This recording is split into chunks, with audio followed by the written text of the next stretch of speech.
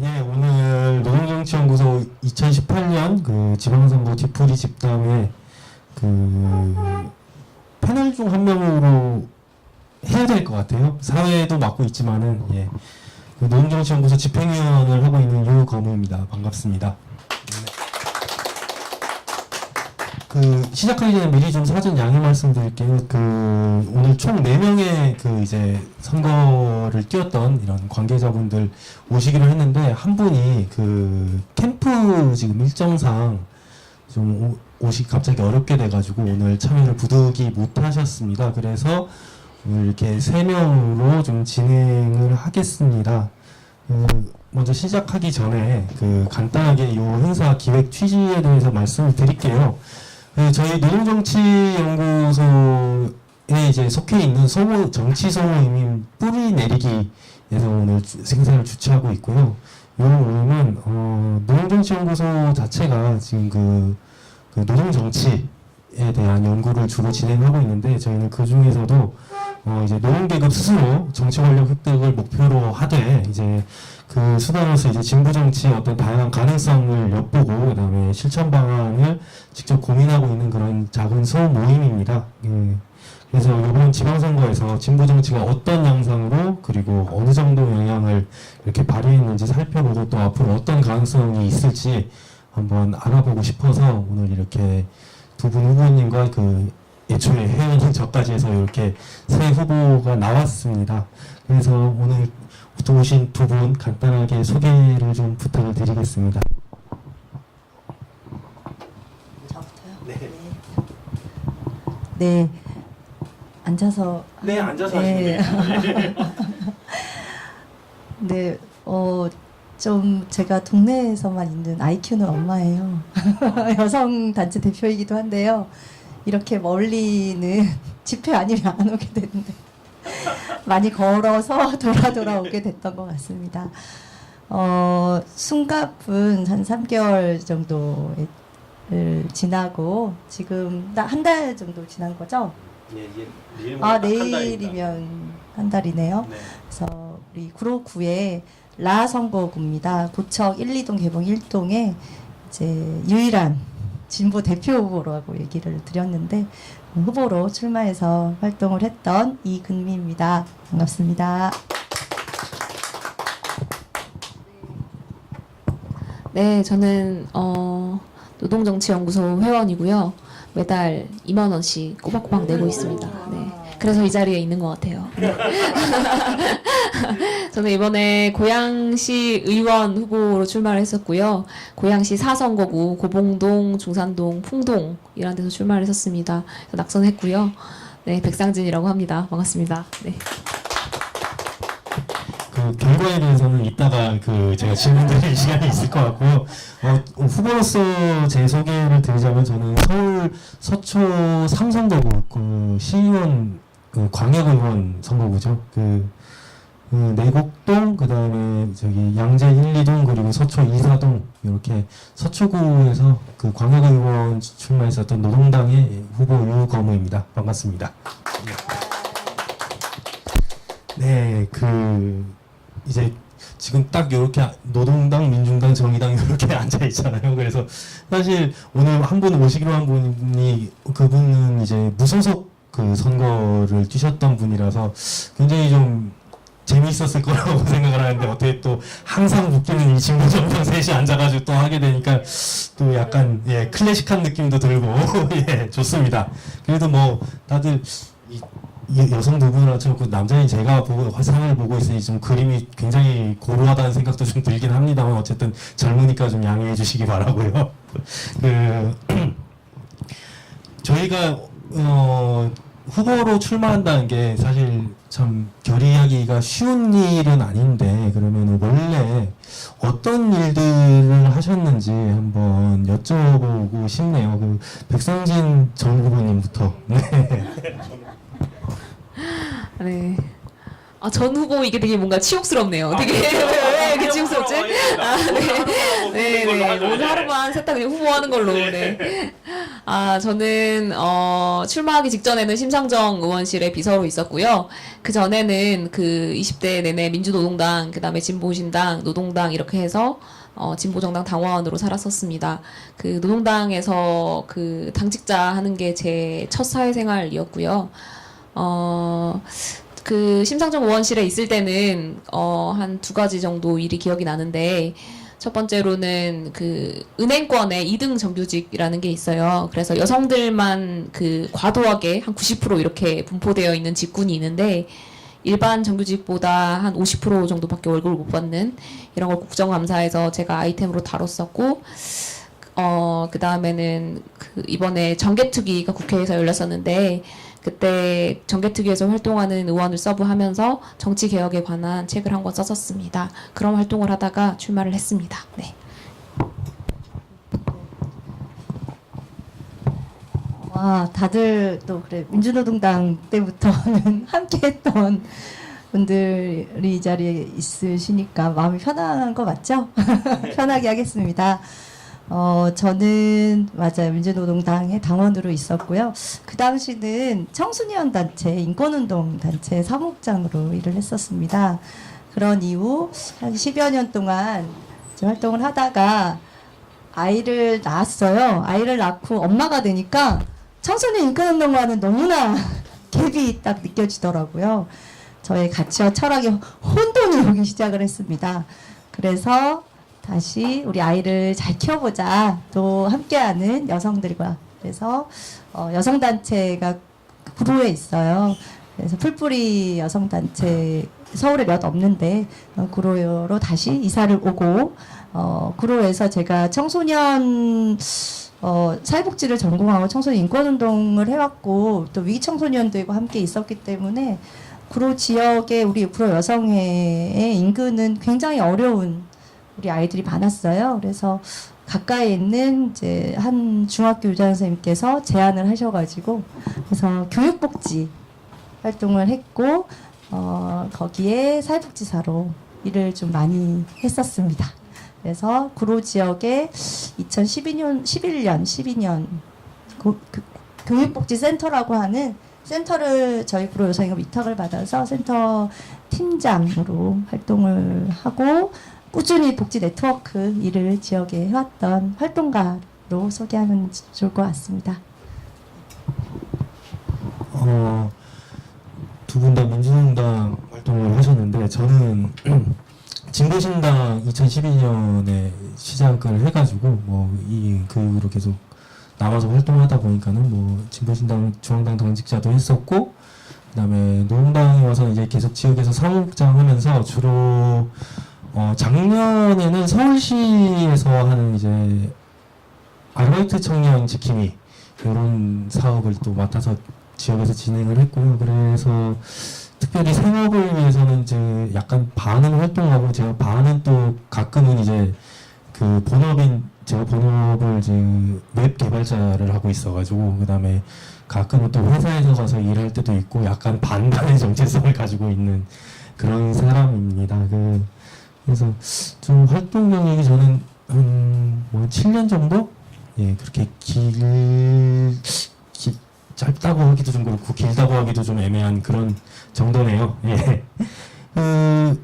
지금 두 분의 설명을 듣고 이제 제 소개를 들으셨으면 아시겠지만 약간의 이제 저희가 지방선거를 뛴 후보들인데 저마다 어떤 지역과의 그런 관계성이라든가 하여튼 거리 이런 게 약간은 차이가 있을 것 같은데 출마 계기에 대해서 한번 좀 얘기를 해볼까요? 저 같은 경우에는 사실 저는 이번에 두 번째 출마였고 지금 말씀하시겠지만 이금미 후보께서도 이전에 아마 국회의원 선거를 하셨던 걸로 알고 있고 그래서 지역에서 저는 이제 오랫동안 사실 딱 제가 활동한 시기하고 겹치는데 저도 7년 살면서 좀 동네에서 좀 활동을 그래도 이렇게 저렇게 하다 보니까는 자꾸 욕심이 나서 요번에 그때 2014년 지방선거 때 뛰었던 게 좀 약간 아쉽다는 느낌이 있어서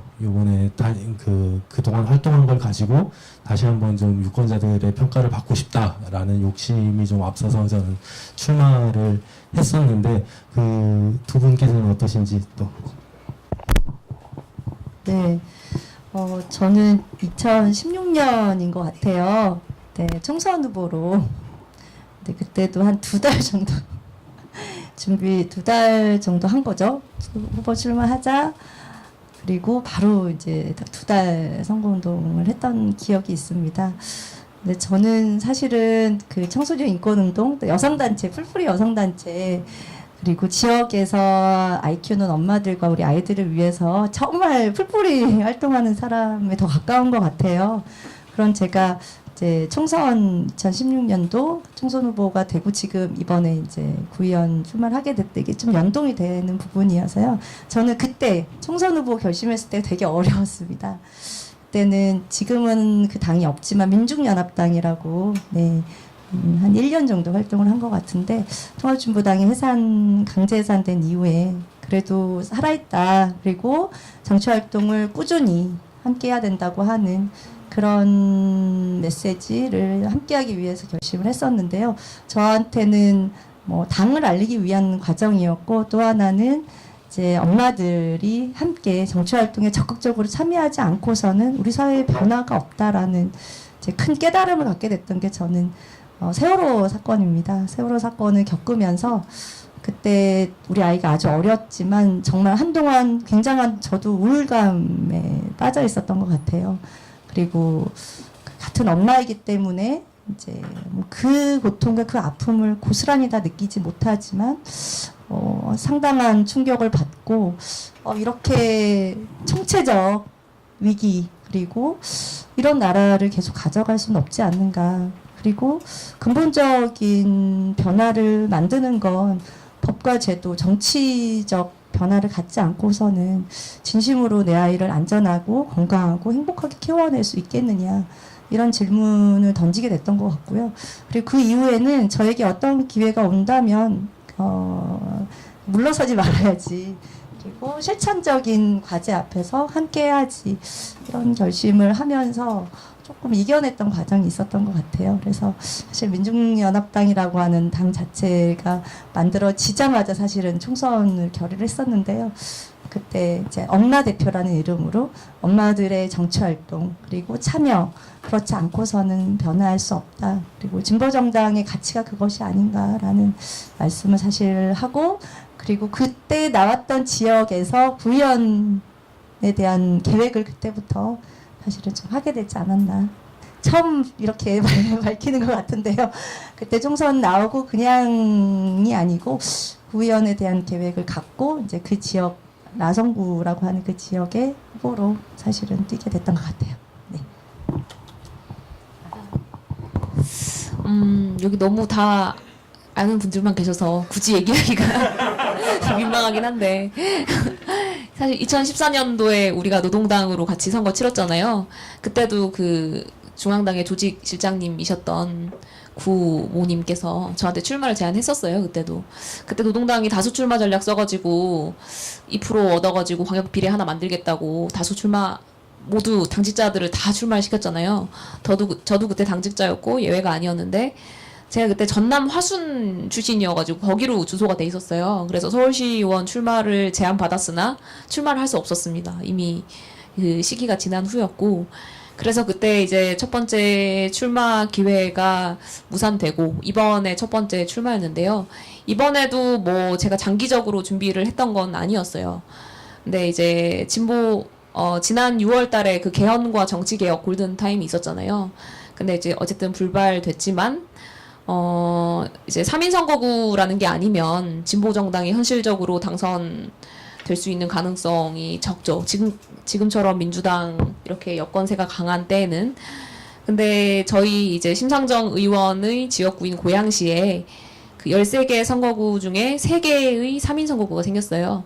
근데 그 중에 다수, 그러니까 3인 선거구 3개 중에 2군데에 출마할 후보가 없었습니다. 그래서 이제 어떻게 해야 되냐. 이게 내면 분명히 좋은 성과를 낼 수 있을 것 같은데 그래서 이제 차출이 된 거지요. 좋게 말하면 자꾸 차출이 됐는데 그래서 당장 이제 이사를 가고 그다음에 사무실을 구하고 그렇게 해서 3개월 동안 준비해서 선거를 치렀고요.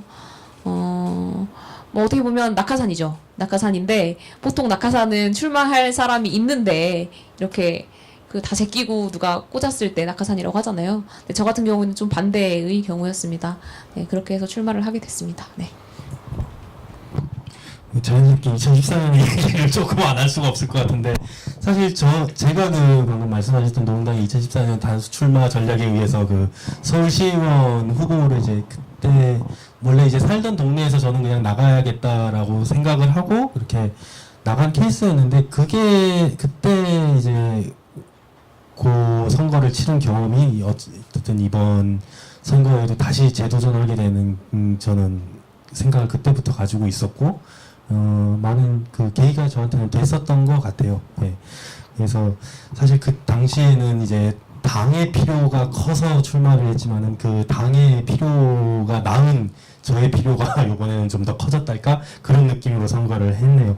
자연스럽게 그러면 좀 동네 얘기를 좀 해보고 싶은데 좀 정치적으로 우리 동네가 어떤 동네라는 걸 좀 자랑이랄까 소개를 좀 해주시면 좋겠어요. 그리고 저를 예로 들자면 서초구라고 딱 들으면은 약간 느낌이 이제 구 새누리당의 아성과 같은 그런 서울에서는 그런 느낌이 있는데 그래서 제가 방금 그 2014년에 선거를 말씀드린 게 제가 직접 뛰어보니까는 딱히 그런 느낌은 아니더라고요. 왜냐면은 제가 아까 말씀드렸지만 서초동, 그 양재동 그리고 내곡동 이렇게 섞여 있는 이제 선거구인데 좀 넓죠. 광역이라서.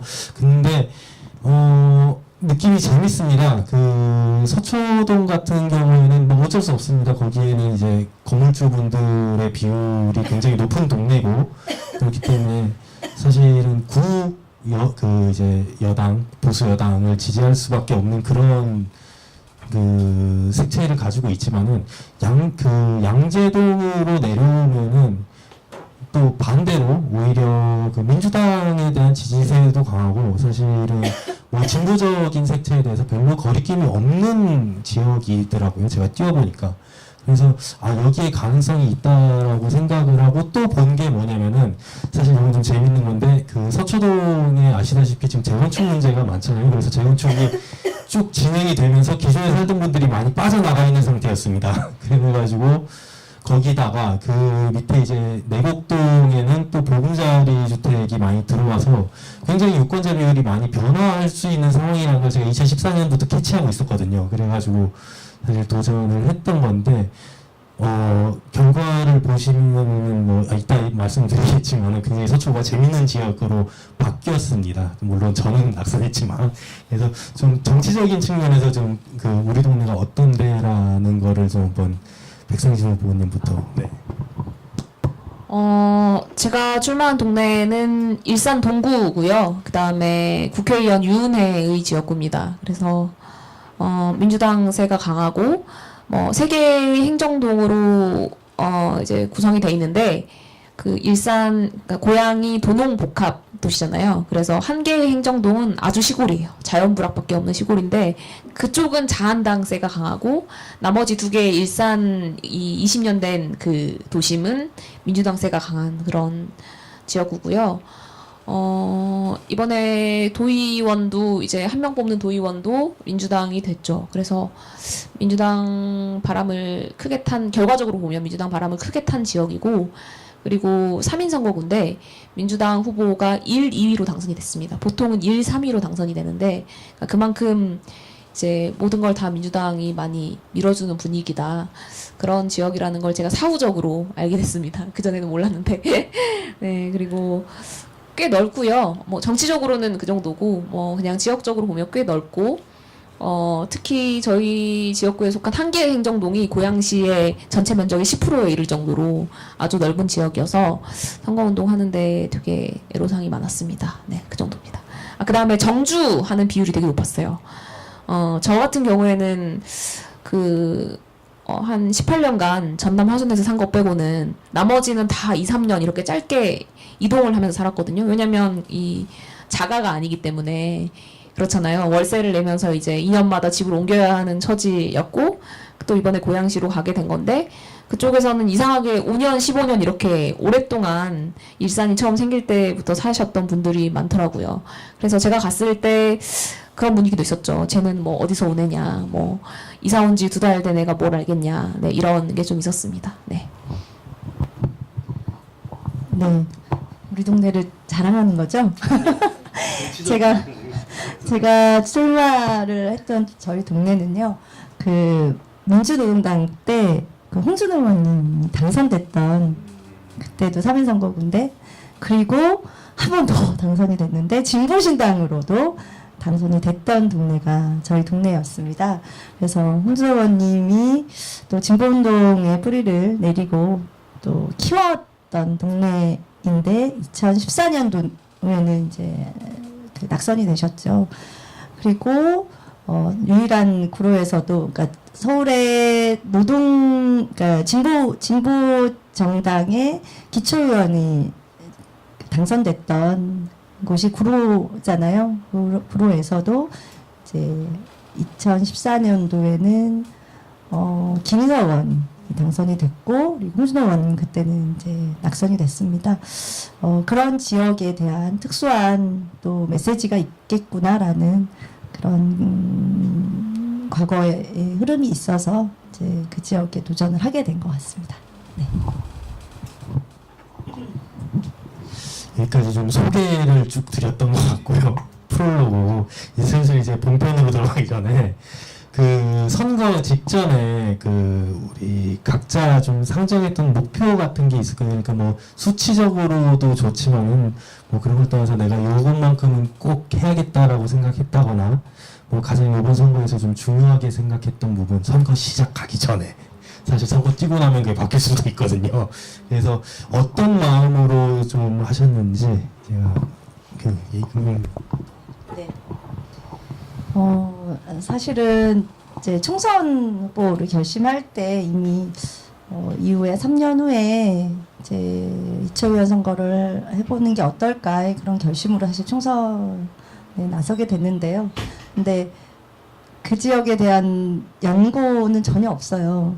그리고 진보 운동 그리고 또 의원의 활동이 있었던 동네 그 이외에는 저에 대한 제가 그 지역을 위해서 활동했던 지역이 아니었어요. 저는 이제 구로동이라고 하는 구로시장을 중심으로 활동을 사실 많이 해왔었고요. 그리고 이제 총선을 딱 뛰고 났을 때 정말 새로운 동네죠. 그리고 새로운 지역에 대한 이해도 새롭게 시작해야 됐고 길을 익히는 거 주요 거점이 무엇인지 그 2달 딱 뛰면서 그때 제 결심은 다음 구의원 후보로 제가 이제 구의원 후보가 된다면 3년 동안 정말 지역 주민들을 위해서 또 우리 아이들 또 엄마들을 위해서 제가 지역을 위해서 일한 게 없이는 굉장히 자신 있고 당당하게 설 수 있을까 그런 생각을 되게 많이 했어요. 그래서 사실 3년 동안 미친 듯이 지역에 정말 많은 일을 했습니다. 또 운이 좋았던 것도 있었고요. 그래서 그런 활동을 되게 진심을 다하고 정말 필요한 일을 했던 사람이다라고 하는 저의 자부심이 좀 있었어요. 그런 이유는 그 교육복지 활동을 하면서 우리 지역의 가장 열악한 동네라고 하면 이제 고척 이동을 선택을 했었어요. 구로동이 더 열악했지만 구로동은 복지 시스템이나 체계, 촘촘한 안전망을 구축해가는 흐름이 있다면 고척 이동은 최소한의 아이들이 돌봄이 되는 아동센터 하나가 없는 동네고 위기 청소년들 이제 오류중 세곡초 이 일대가 굉장히 많은 사건과 사고를 일으키는 서울에서 학교 폭력 1인데요. 우리 지역 아이들이에요. 오류 중학교 아이들이 한번 패스하면 가면 짱 먹는 게 여자애들이고 되게 무서운 동네입니다. 그래서 그 동네에 우리 아이들을 위해서 이제 돌봄센터, 돌봄 카페를 만들겠다 해서 만들게 됐던 게 2016년도. 제가 딱 후보 출마를 끝내고 나서 당연히 낙선을 했죠. 그 뒤에 이제 참여 예산으로 제안서를 쓰게 됐고 서울의 예산을 지원을 받아서 돌봄 카페라는 카페 함크예요. 마을에서 함께 크는 아이들. 그걸 만드는 일부터 해서 실질적으로 동네에 필요한 일을 하는 사람, 그리고 그러한 진정성으로 일꾼, 그리고 정말 지역 주민들과 소통하는 그런 사람, 그리고 그런 사람이 진짜 필요한 거 아닌가. 이런 걸 적극적으로 알려보자라고 하는 게 이번 선거는 딱 그랬던 것 같아요. 그래서 저를 정말 많이 알리고, 또 그런 사람이 지역사회에서 주민들에게 이제 인정받는 또 생활 정치를 만들어 가자고 하는 게 또 우리의 목표가 아니겠는가. 그것에 어느 만큼 지지를 얻을 수 있겠느냐였습니다. 그래서 저는 선거 과정에 한 번을 만나도 진심을 다하고 진정성 있는 제 모습을 보인다. 이제 이런 모습으로 뛰게 됐던 것 같아요. 뭐 결과는 이따 말씀드리겠지만 그랬습니다. 좀 짧게 말씀드리면요. 선거 전에 상정했던 목표는 퍼센티지와 상관없이 당선이 되는 거였고, 그다음에 가장 중요하게 생각했던 부분도 당선이 되는 거였습니다. 네, 그거 말고는 내용적인 측면은 슬슬 얘기할 수 있을 것 같고, 어쨌든 선거의 목표만 생각하자면 저는 당선을 목표로 했던 것 같습니다. 네. 그렇죠. 선거 당선되려고 하는 겁니다. 네. 그걸 쓱 뺐네요. 당연했기 때문에. 저 같은 경우는 사실 그 이금미 후보님이 말씀하셨던 거랑 약간 비슷한 목표가 있었던 것 같아요. 저도 그 동네에서 어쨌든 저 사람이 우리 옆에 있는 사람이고 계속 뭔가 이제 우리의 얘기를 들어줄 수 있는 사람이다라는 걸 각인시키는 게 좀 중요하게 생각했던 그런 부분이었던 것 같네요. 저도 그래서 이제 선거 전에 이제 딱 우리가 약간 상상하는 선거운동의 모습이 있지 않습니까? 이 선거 들어가면은 이러이러한 양상으로 펼쳐지지 않겠는가라고 생각을 하고 이제 들어갔다가 막상 이제 선거운동 시작하면서부터 많은 곤란이 있죠. 그래서 그 선거 전에 생각했던 모습하고 비교했을 때 좀 이런 부분이 특히 많이 좀 어려웠고 또 부족했다는 부분이 있으실지 일단 좀 어두운 얘기부터 시작해 보죠. 저부터요? 네. 성님 후보 차례군요. 예. 네. 네, 어려웠던 거. 조금 시간을 드릴까요? 제가 먼저 좀 얘기를 할까요? 네. 예. 저 같은 경우에는 사실 뭐가 어려울 거라는 거는 그 대강 알고 있었죠. 왜냐면은 그런 그다지 넉넉하지 못한 선거를 할 거라는 건 예상을 하고 있었는데 제가 간과한 게 2014년에 비해서 제가 많이 체력적으로 딸리더라고요. 그래서 정말 깜짝 놀랐어요. 2014년에 제가 어떻게 했냐면은 동네를 막 자전거를 타고 막 열심히 돌아다니면서 소리도 막 지르고 막 이런 식으로 했는데 말짱했거든요, 진짜.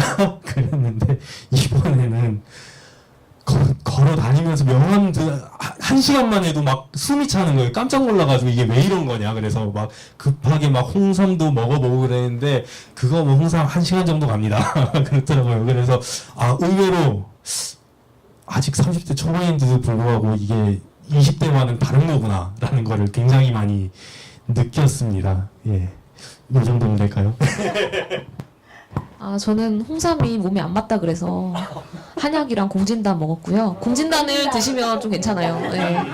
공진단이 비싸지만, 네, 그쵸, 돈이죠. 네. 그 생각했던 아까 선거운동 양상 아까 그냥 지나갔는데 보통 결혼식 하면 스드메가 기본이라고 하잖아요. 스튜디오 그다음에 드레스 메이크업.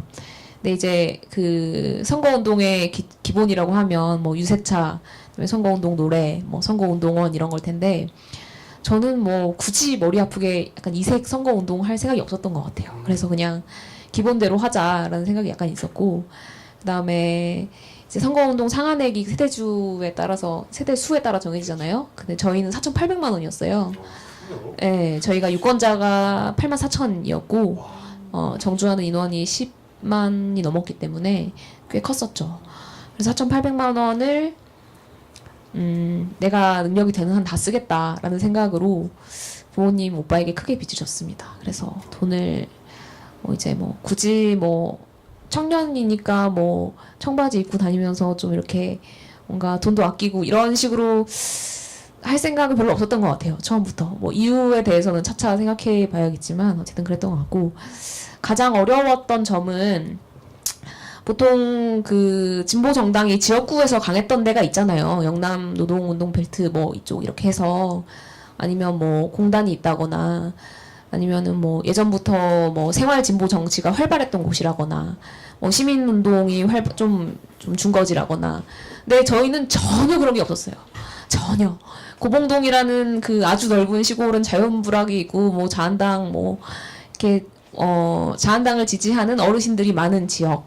그러니까 뭐 접점이 없을 뿐더러 사람도 만나기 힘들어요. 이렇게 차를 타고 유세차를 타고 가면 뭐 5명만 모여 있으면 이건 거의 뭐 이제 뭐 복이 많은 거다 이런 수준으로 정말 사람이 만나기가 힘들고, 모이는 곳이 없어요. 뭐 이렇게 경로잔치 이런 게 있으면 가서 한꺼번에 만날 수 있고, 아니면 지역에 있는 농협의 조합원들이 모인다 이러면 이건 무조건 가야 되는 거예요. 이런 거 외에는 만날 수 있는 곳이 없었고, 그 다음에 이 베드타운이잖아요. 나머지 두 개 동은.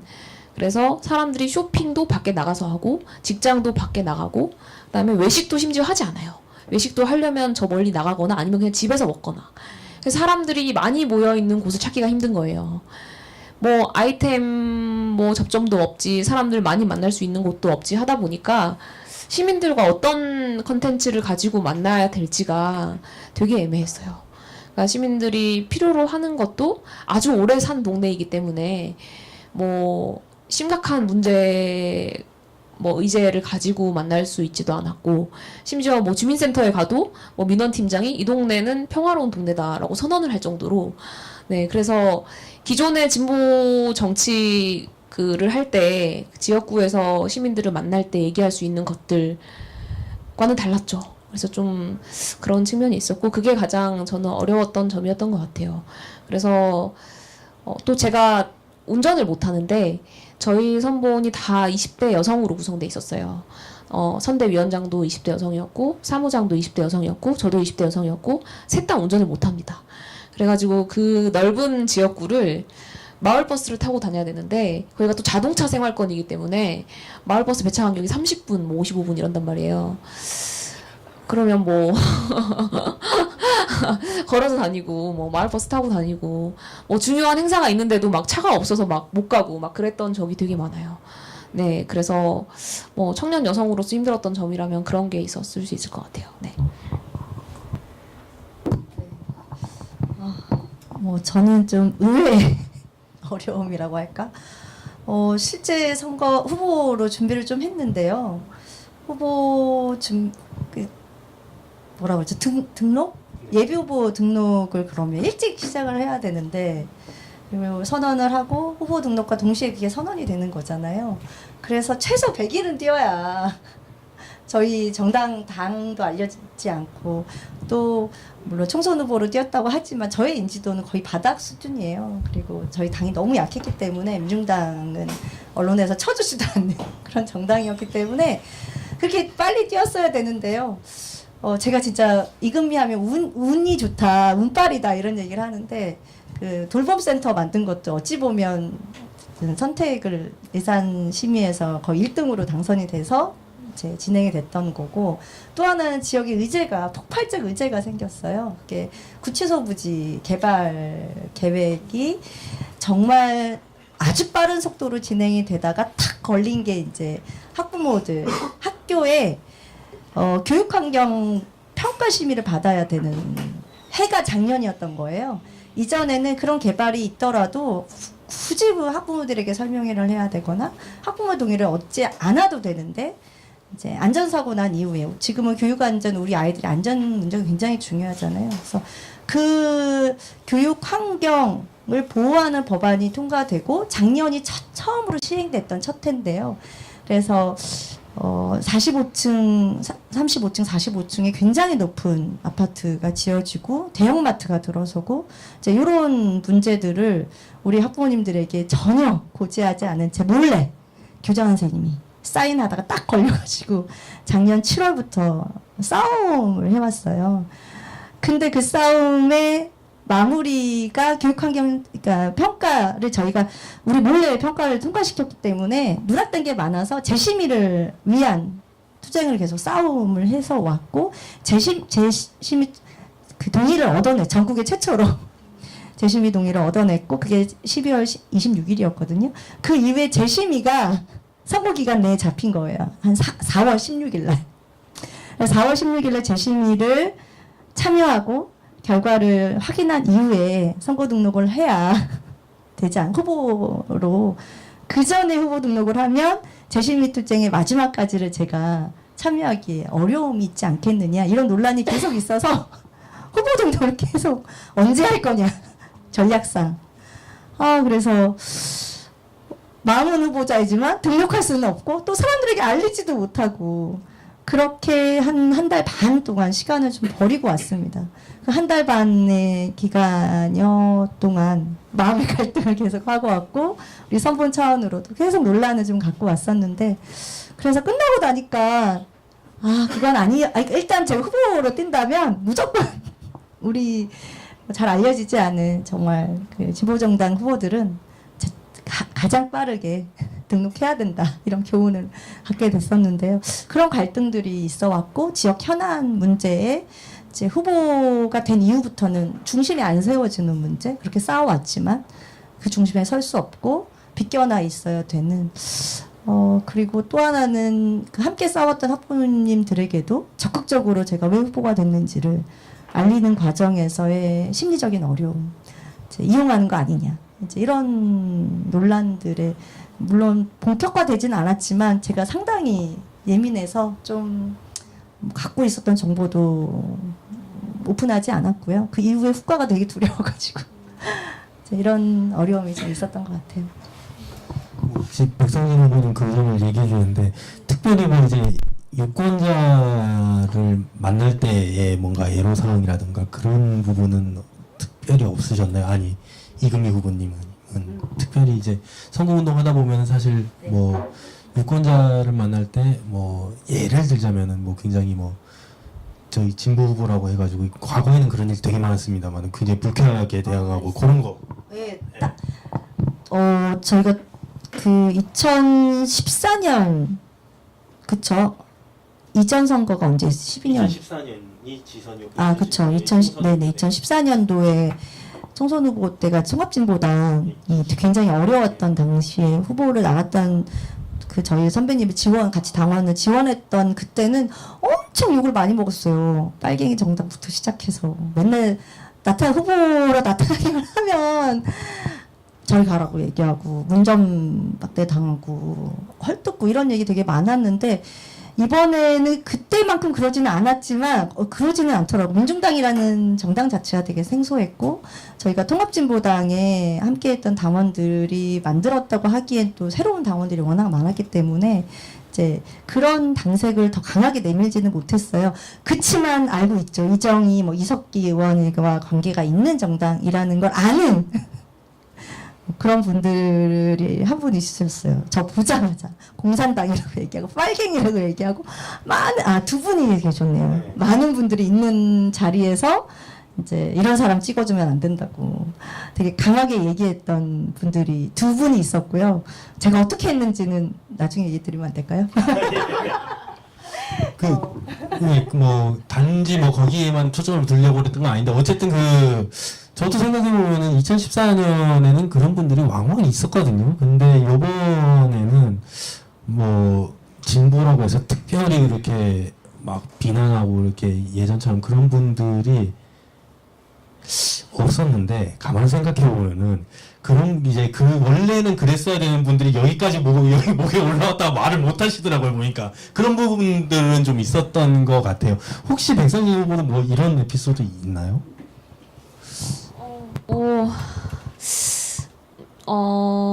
저는 저희 지역구 중에 풍산동이라는 데가 있어요. 거기는 전국에서 주민자치 활동이 가장 활발한 곳이라서 주민자치 대회하면 대상 타고 이런 동네인데 그래서 자연스럽게 그 풍산동 주민센터를 많이 드나들게 되었어요. 지금은 행정복지센터 이렇게 이름 바뀐 것 같던데 그래서 가면 이제 주민자치 위원님들이랑 회장님들이랑 이렇게 막 매일매일 모여서 식사를 해 드시는데 그분들은 정의당이 아주 생소한 거죠. 정의당이 뭐 국회의원 6명 있고 대선 후보도 있지만 그런 거는 그게 민주당과 자한당의 세계에 살고 계신 그 익숙했던 분들한테는 정의당도 아주 낯선 존재죠. 그래서 제가 가서 처음에 갔더니 가서 처음 인사드리던 날에 제가 가서 이제 앉아 있으니까 3분 만에 민주당 후보가 달려오더라고요. 네. 그러니까 민주당 후보와 그만큼 이 커넥션이 잘 되어 있던 또 그분이 이제 그 중산동이라는 동네에서 그 동장을 하셨던 분이었어요. 그러니까 얼마나 이 지역 사회를 구성하고 있는 인원들과 잘 기존의 관계를 맺고 계셨겠어요. 그분이 3분 만에 달려오셨어요. 그래서 이제 견제를 하시더라고 오셔가지고 근데 나중에 제가 그 주민자치회 회장님이랑 친해지고 나서 저한테 말씀하시기를 그 정의당 노란당이라고 하면 머리에 뿔 달린 사람인 줄 알았다. 라고 고백을 하시는데 저는 거기서 느끼는 바가 좀 많았던 것 같아요. 익숙하지 않은 존재에 대한 그 배척하는 심리는 누구에게나 있죠. 근데 결국은 자꾸 찾아가고 처음에는 당연히 이 사람들이 나를 반기지 않을 것이다라는 전제하에 찾아가서 문전박대를 당하더라도 자꾸 찾아가고 자꾸 인사를 드리고 했던 게 저한테는 제일 좋았던 것 같고 근데 그걸 극복하지 못한 경우도 있어요. 경로당에 갔다가 뭐 너는 그러니까 처음 보는 애가 이제 와서 또 인사를 하니까 노란 옷 입고 익숙하지 않은 애고 이러니까 너는 음료수 하나 안 사오면서 이렇게 뭐 이렇게 와서 뭐 그러냐라고 하면서 쫓아내셨어요. 왜 문전박대를 당했는데 그 경로당에 다시 가야 되는데 아직 못 갔습니다. 네. 그런 게 있네요. 어려운 일이죠. 예, 선거 애프터가 훨씬 중요하다는 생각 항상 하는데 참 몸으로 움직이기는 쉽지가 않습니다. 동감하고요. 자, 어려운 얘기했으니까 그럼 이번에 좀 밝은 거 좀 해봅시다. 우리가 선거를 하면서 그 기간 동안에 우리 나 후보인 나부터 우리 캠프가 이것만큼은 정말 잘했던 것 같다. 아마도 그 부분이 다른 후보들이랑 좀 차별점이 있었기 때문에 그랬겠죠. 그런 에피소드들 아니면 그런 사례들 하나씩 부탁드리겠습니다. 너무 많아가지고요. 저희는 그런 이유가 서울에 저희 이제 민중당이 지방은 조금 다른데 수도권은 너무 기본 지지 당에 대한 지지는 전혀 전멸이기 때문에 전략적으로 좀 저희 서울시당에서 집중 선거 운동을 함께 결합하자라고 했습니다. 그래서 여러 지역 중에 이제 자체적으로 역량을 갖고 돌파할 수 있는 지역이 있다면 이제 그렇게 가지만 준비는 좀 되어 있지 토대가 좀 있지만 좀 조직적인 그런 힘을 좀 함께 했을 때 그래도 좀 바람을 좀 일으킬 수 있는 그래서 촛불 혁명의 이후에 처음으로 기초의원 선거를 하기 때문에 당선의 그 목표를 만들어낼 수 있는 지역으로 이제 저희 구로를 선택이 됐습니다. 그래서 사실은 한 달 정도, 한 달하고 7일간 이제 청년들이 많이 도와줬어요. 함께 와서 이제 다양한 활동들을 좀 해서 일단 우리 청년팀들이 한 10명 정도가 거의 합숙하면서 저의 선거운동을 도왔습니다. 네, 같이 청소년 운동했다 우리 동생들이에요. 후배들 한 10년 가까이 있었던 동생들이어가지고 저에 대해서는 그런 애정이 있어서 아마 열과 성의를 다해서 하지 않았나 싶은데 그래서 우리 친구들이 율동 유세단에 춤추는 유세단 거의 무슨 국회 총선급 팀을 꾸렸어요. 그래서 이 유세단이 엄청 바람을 일으켜가지고 주민들이 진짜 좋아했고요. 그리고 그 에어바운스라고 하나? 이렇게 큰 인형, 바람을 넣어서, 그 인형도, 그것도 이제 엄마 후보이기 때문에, 유일의 여성 후보는 저밖에 없었어요. 그리고 제가 돌봄 활동들을 했기 때문에, 인근에 학교가 5개 학교, 초등학교가. 근데 많이 아는 거예요. 이금미도 알고, 우리 카페 함크를 되게 좋아하고. 그래서 이금미만 나타났다 그러면 애들이 저 멀리서 뛰어와서 안고 그래서 저 선거운동 하는 게 우리 아이들이 선거운동을 명함 애들이 직접 가져와서 명함 뿌리고 그리고 이제 자전거 유세를 했었습니다. 돈이 없어가지고요. 트럭 대형 이거는 유세차는 쓸 수가 없어서 자전거 유세 차를 만들어가지고 자전거로 전기 자전거죠.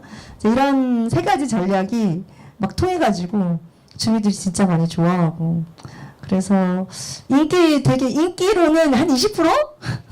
가기만 하면 애들부터 정말 깜짝 놀랐어요. 모든 학교에 가는데 반응이 되게 폭발적인 거예요. 이금미 아줌마 찍을 거예요. 그래서 너는 투표권 없다 그럴 때 아니에요. 제가 엄마 찍게 할 거라고.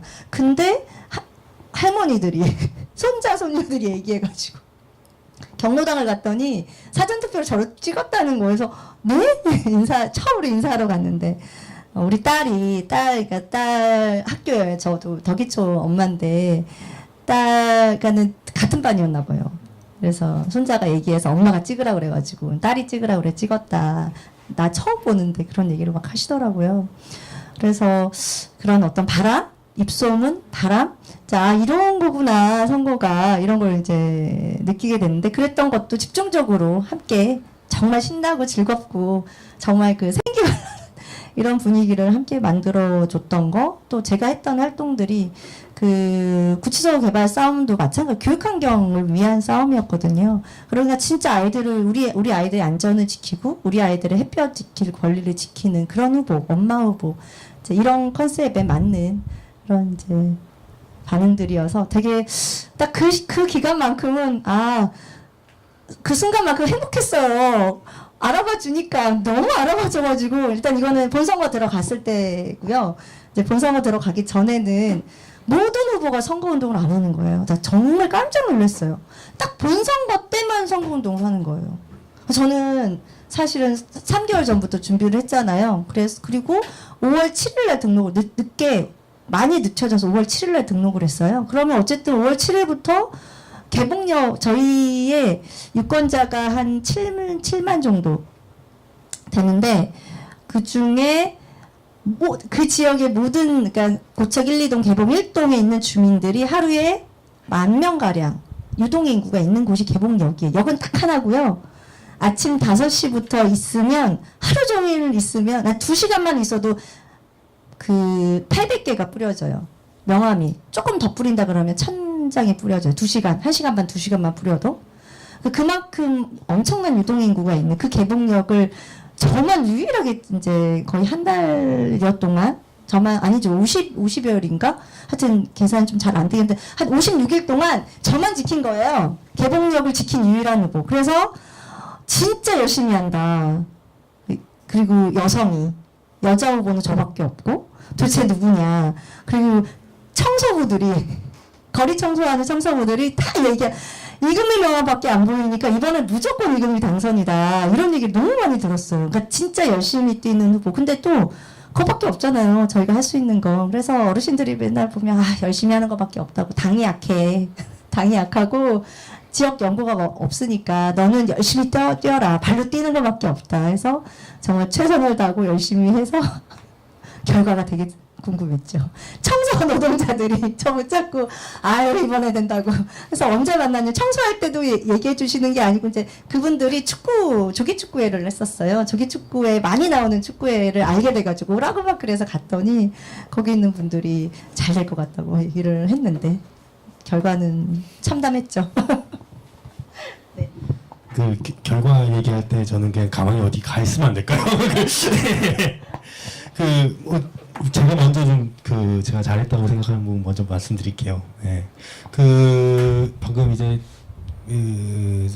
지금 얘기하시면서 이제 청소년 그런 얘기를 하셨는데 아이들이 좋아하셨다는 얘기 하셨는데 저는 약간 반대로 제가 할머니하고 같이 살고 있거든요.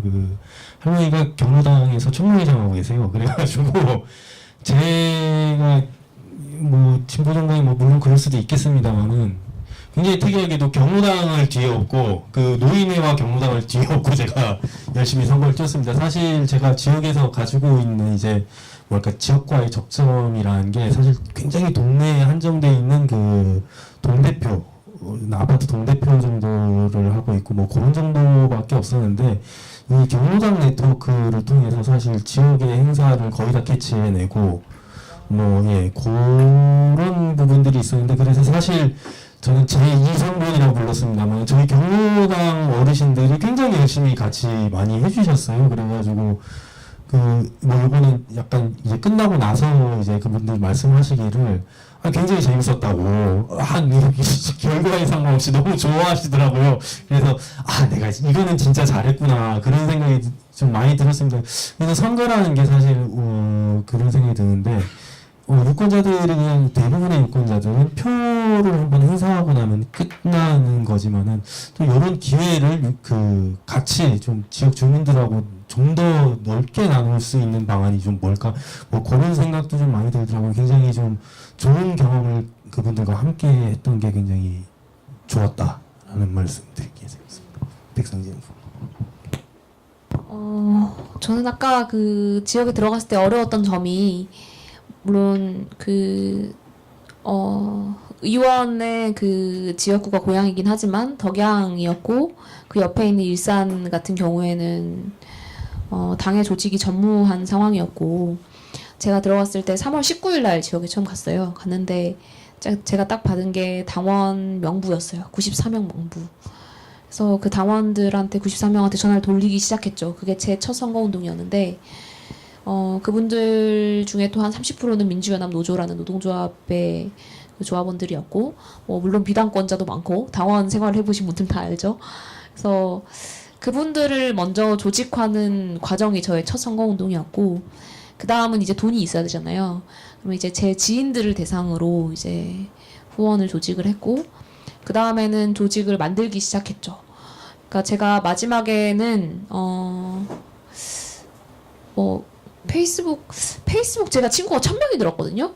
그런 것처럼 제가 지역에서 활동할 때의 인간관계의 반경 내지는 유권자들을 알아가는 것도 저는 그만큼 늘었을 거라고 생각해요. 정확히 집계는 해보지 않았지만 결과적으로 제가 선거를 다 뛰고 나서 마지막에 낙선 인사를 드렸어야 했을 때 전화를 돌린 사람이 한 300명 정도 됐었어요.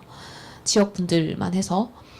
그래서 저는 어쨌든 당원들을 대상으로는 당원들을 재조직화하는 과정으로서 선거를 활용을 했고 그 다음에 제 주변의 인맥을 통해서 이제 후원 조직을 했고 그 다음에 그걸 통해서 지역 주민들을 조직을 했고 그렇게 해서 뭐 족구에 가봐도 아는 분이 한 분은 있고 테니스 가도 아는 분이 한 분 있고 배드민턴 가도 아는 분이 한 분 있고 경로당 가면 여기 회장님 한 분 알고 뭐 중산동 가면 이분을 알고 풍산동 가면 여기를 알고 이런 식으로 되게 제가 나중에 활동할 때 이제 비빌 수 있는 이 포스트를 한 명씩 이제 지역에 세우는 과정이었던 거죠.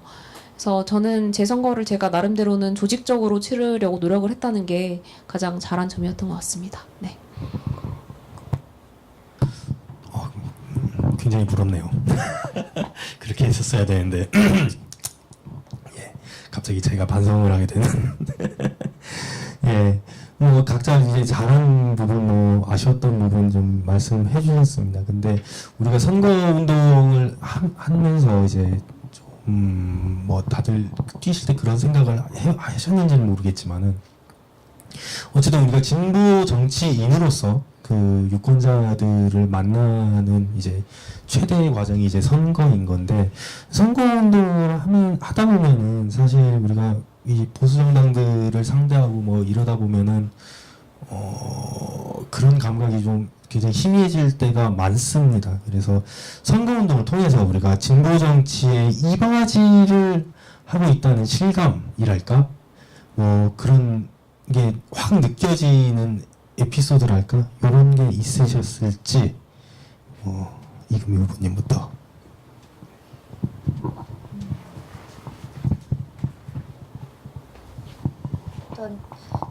좀 어려운 질문이죠. 그런데는 지금은 거의 홍준표 맞죠? 홍준표의 선거다. 그래서 거의 한국당에 대한 심판? 이미 그게 정말 엄청 젊은 세대들의 분노? 그래서 한국당을 심판하는 이제 저희가 늘 얘기했던 게 보수 정당 그리고 이제 양당 제도를 뛰어넘어야 된다 이런 얘기를 했지만 뭐 촛불혁명 이후에 새로운 뭐 진보든 정말 풀뿌리 민주주의든 이런 부분에 있어서 우리들의 모습과 우리들의 활동 방식이 통하지 않을까라는 생각을 사실 했었습니다. 좀 어떤 측면, 이번 선거는 그런 부분에 있어서 변화를 좀 만들어내지 않겠느냐라는 기대가 사실 저는 좀 컸었고, 또 그런 어떤 계획을 좀 갖고 지역의 의제투쟁에도 나섰고, 또 근거지를 만들어서 학부모들과의 공동체를 실현한다거나 또 그것이 지역사회에 새로운 어떤 모델을 만들고 있다 이겁니다. 그래서 민주당에 있는 당원들도 저는 모르는데 저를 이제 제가 참여해서 위원장이에요. 사실은 그 말씀을 드렸는데 그러고 참여해서 위원장으로 작년에 제가 그 민주당의 이제 후보로까지 나섰던 사람과 경선돼서 제가 이제 당선이 된 거예요. 5표 차로 제가 선출이 됐고요. 그걸 경험하면서 그게 작년 2월 말이었으니까 정말 지역에 주민들의 목소리가 변화를 하고 있구나. 젊고 참신하고 일할 사람, 또 우리 동네를 위해서 뛰어줄 사람, 그런 사람들을 찾는구나. 이것의 변화를 저는 이제 느꼈다고 생각해서 이번 선거도 이제 그런 희망을 사실 갖고 있었던 거죠. 근데 실제 여론의 정치적 공간에서 여론의 흐름은 이제 진보의 그 스펙트럼 안에 민주당이 들어와 있잖아요. 문재인 정권의 탄생과 행보를 통해서. 그래서 민주당이 더불어민주당이 진보인 거예요. 국민들의 시각에서는. 그리고 더 나아가서 우리 현주소이기도 하겠는데 과거 민주노동당을 많이 그리워하게 됐던 것 같아요. 저도. 우리 진보가 또 하나의 목소리와 하나의 힘을 갖고 있다면 지금의 시대에는 진짜 큰 힘을 냈을 텐데 막 자꾸 이런 아쉬움.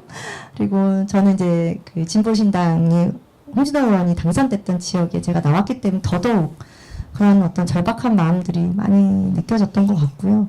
그런 데서 제가 우리 동네에 그래서 이제 정의당 후보 계시는데 이제 후보를 내지 않는 상황까지 가게 됐던 거고, 그래서 제가 진보 대표 후보라고 하는 또 지역에 우리 노동당 활동하시는 분들과 함께 사전에 정책 토론하는 과정도 겪고, 또 그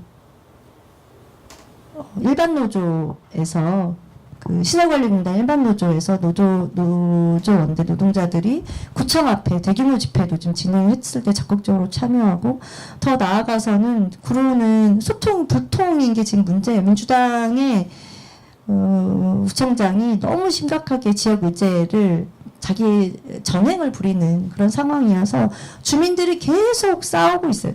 네 개의 대책이, 주민 대책위들이 꾸려졌고, 함께 연대해서 구청장 물러나라를 외치는 선거 기간에도, 선거 한 4월 11일 날, 12일 날 구청 앞마당에 이제 주민 집회를 잡았고, 주민 집회를 진행하고, 거기서 발언도 하고, 이런 과정이 있어 왔지만, 그 현장에서도 결국은, 주민 대표들이 한국당까지도 주민의 목소리가 대변될 거라고 생각하는, 이것의 혼돈이 지역은 있구나 이런 생각이 들어서 더 선명해지지 않고 진보 색채 안에 민주당이 껴있고, 또 우리 구로의 기초 풀뿌리 지방 구로 행정을 봤을 때도 민주당이 전횡을 하고 있으나 많은 문제가 있지만 그것에 대적해서 싸우는 주체를 우리 보지 않고 한국당의 구청장 선거운동을 한다거나, 또 저에 대해서도 제가 엄청 열심히 싸웠지만 저와 함께 주민대책위를 꾸렸던 대책위원장이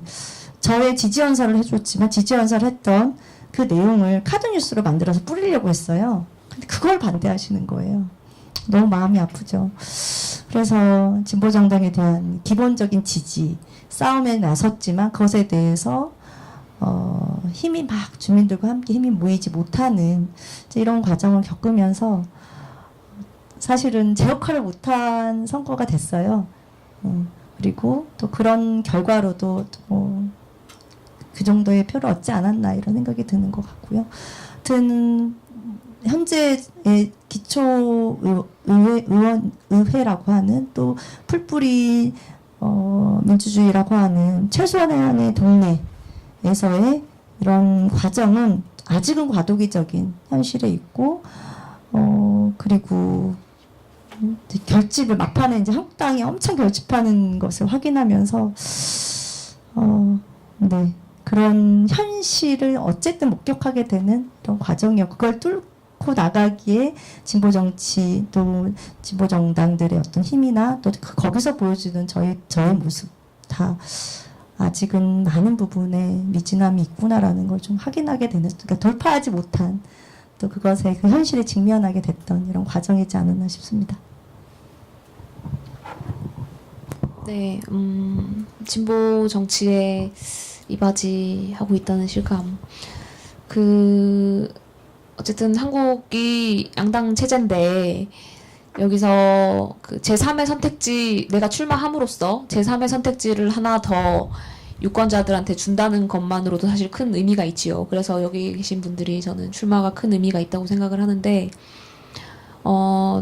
여기 계신 분들은 다 흔쾌히 투표하는 경우보다 기권하는 표가 많은 분들이잖아요. 뭐 예를 들면 난 노동당을 찍고 싶은데 노동당이 없고 뭐 이런 경우 많잖아요. 뭐 노생당도 마찬가지고 그럴 텐데, 저도 제가 투표를 할 때 저희 지역구에 광역 후보가 민주당 후보랑 자한당 후보밖에 없었어요. 그러면 이제 뭐 눈물을 머금고 그냥 민주당 후보를 찍거나 아니면 기권을 해야 되거나 뭐 그런 상황인 거잖아요. 그런데 거기에 뭐 노동당, 민중당, 이렇게 정의당이라는 선택지가 하나 더 있으면 유권자들 입장에서는 좋은 거지요. 저는 그게 뭐 진보 정치의 가장 기본적인, 일단 다양성이라는 거를 만든다는 거, 그게 일단 기본적인 의미가 있지 않나 싶고, 근데 저는 제 선거만 가지고 얘기하자면 그 이상은 잘 모르겠어요. 왜냐면 제가 출마한 고양시 의원, 그러니까 기초의원 선거에서는 저희 지역구에 6개 정당이 아니죠. 6명의 후보가 나왔고 5개 정당이 있었습니다. 더불어민주당, 자한당, 그다음에 바른미래당, 정의당, 그다음에 민중당 후보까지 나왔어요. 그렇기 때문에 뭐 이렇게 어차피 박 터지는데 뭐 내가 하나 더 나와서 뭐 진보 정치에 이바지하고 있나? 근데 뭐 이제 정체성을 가지고 얘기할 수도 있겠죠. 뭐 내가 젊으니까, 아니면 여성이니까, 뭐 이렇게 얘기할 수도 있겠죠. 근데 젊다라고 말하면 저희 자한당 상대 후보가 저랑 동갑이었어요. 88년생. 아이고 뭐 이게 내가 젊은 게 메리트가 있나? 뭐 아니 똑같이 청년 후보인데. 그리고 그 자한당 후보는 심지어 뭐 장애인에게 문턱 없는 뭐 그런 고양시 만들겠다는 얘기를 하고 있었어요. 나는 뭐 메리트가 있나? 그리고 뭐 여성이다. 뭐 여성 후보가 2명이나 더 있었습니다. 네.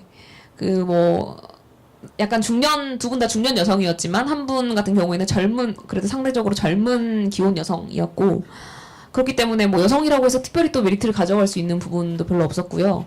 뭐 내가 진보다라고 얘기는 좀 민망했습니다. 왜냐면 저는 뭐 같은 일단 민중당이라고 하는 진보 정당으로 분류되는 뭐 카테고리야 뭐 모두의 마음속에 다 다르겠지만 있었고, 또 뭐 일각에서는 또 뭐 정의당이 진보 정당인가에 대한 진지한 물음을 또 제기할 수도 있겠지요. 그렇기 때문에 뭐 내가 출마한 게 진보 정치에 이바지하고 있다라고 이야기하기에는 저는 좀 힘들었던 것 같아요.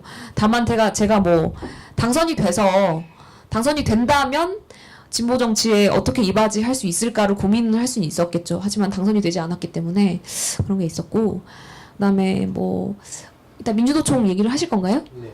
네. 그러면 다음에 자연스럽게 네. 뭐 저희 지역에는 민주노총 단일 후보는 없었고, 몇 년 동안 이어져 온 고양 무지개 연대 3.0이라는 게 있었어요.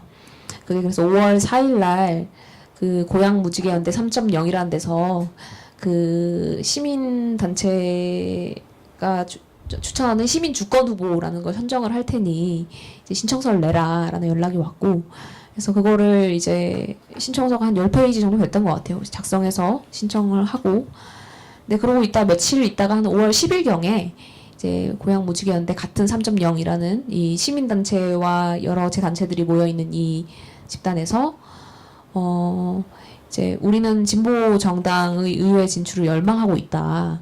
근데 당신이 출마한 4선거구에 민중당 후보와 정의당 후보가 둘 다 출마를 했으니 단일화 테이블을 우리가 마련을 하겠다라고 해서 단일화 제안이 왔고요.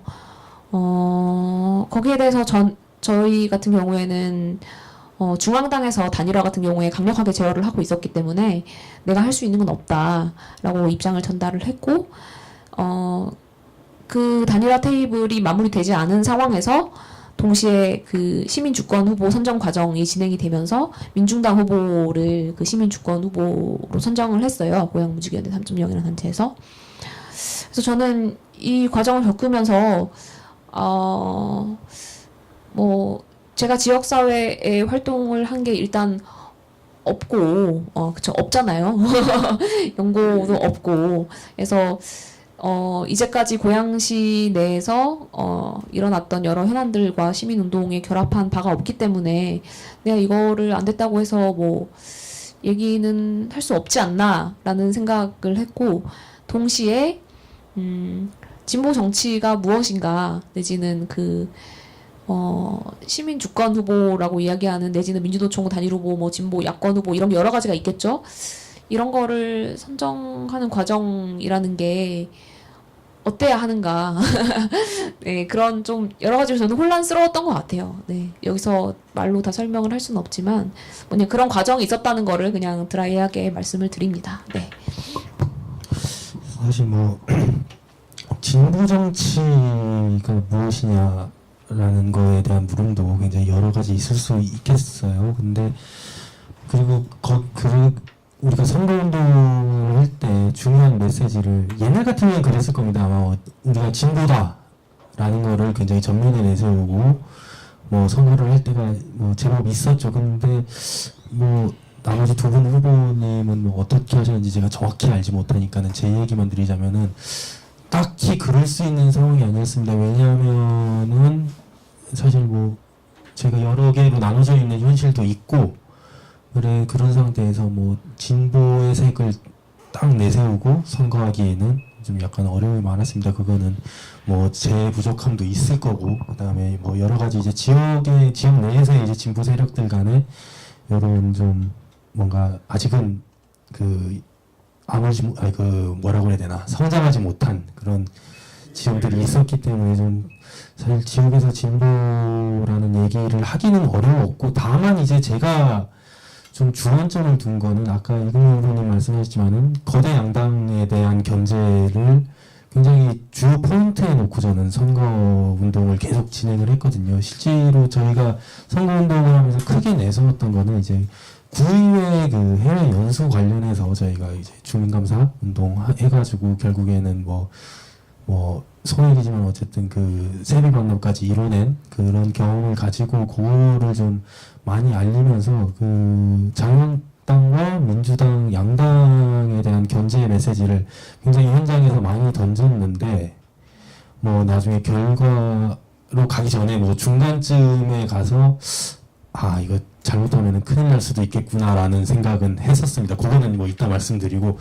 결국에는 이 선거 자체가 굉장히 민주당 압승으로 끝난 선거였는데 여기에 대해서 정부 유권자에게 먹힐 만한 거를 그런 어떤 진보적인 대안을 내놓을 수 있는 그런 게 없지 않았나라는 그런 자기 평가가 좀 있고요.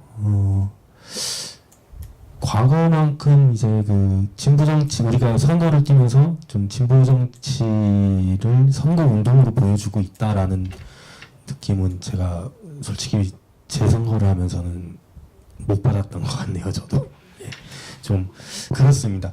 갑자기 이 분위기가 좀 무거워지는데 저희가 이제 1시간 한 5분 정도 지금 달려왔습니다. 그래서 지금 사실 저희가 요거 기획할 때 선거 전, 선거 중, 그다음에 이제 선거 후로 이제 세 부분으로 이제 시간별로 한번 쭉 읊어 가보자라는 기획으로 했는데 참 요거 전에 질문이 아까 백상희 후보님이 말씀하셨지만은 그 민주노총 지지 후보에 대해서 한 꼭지 질문이 들어가 있네요. 요거를 백상희 후보님 그러면은 민주노총은 아니셨던? 네.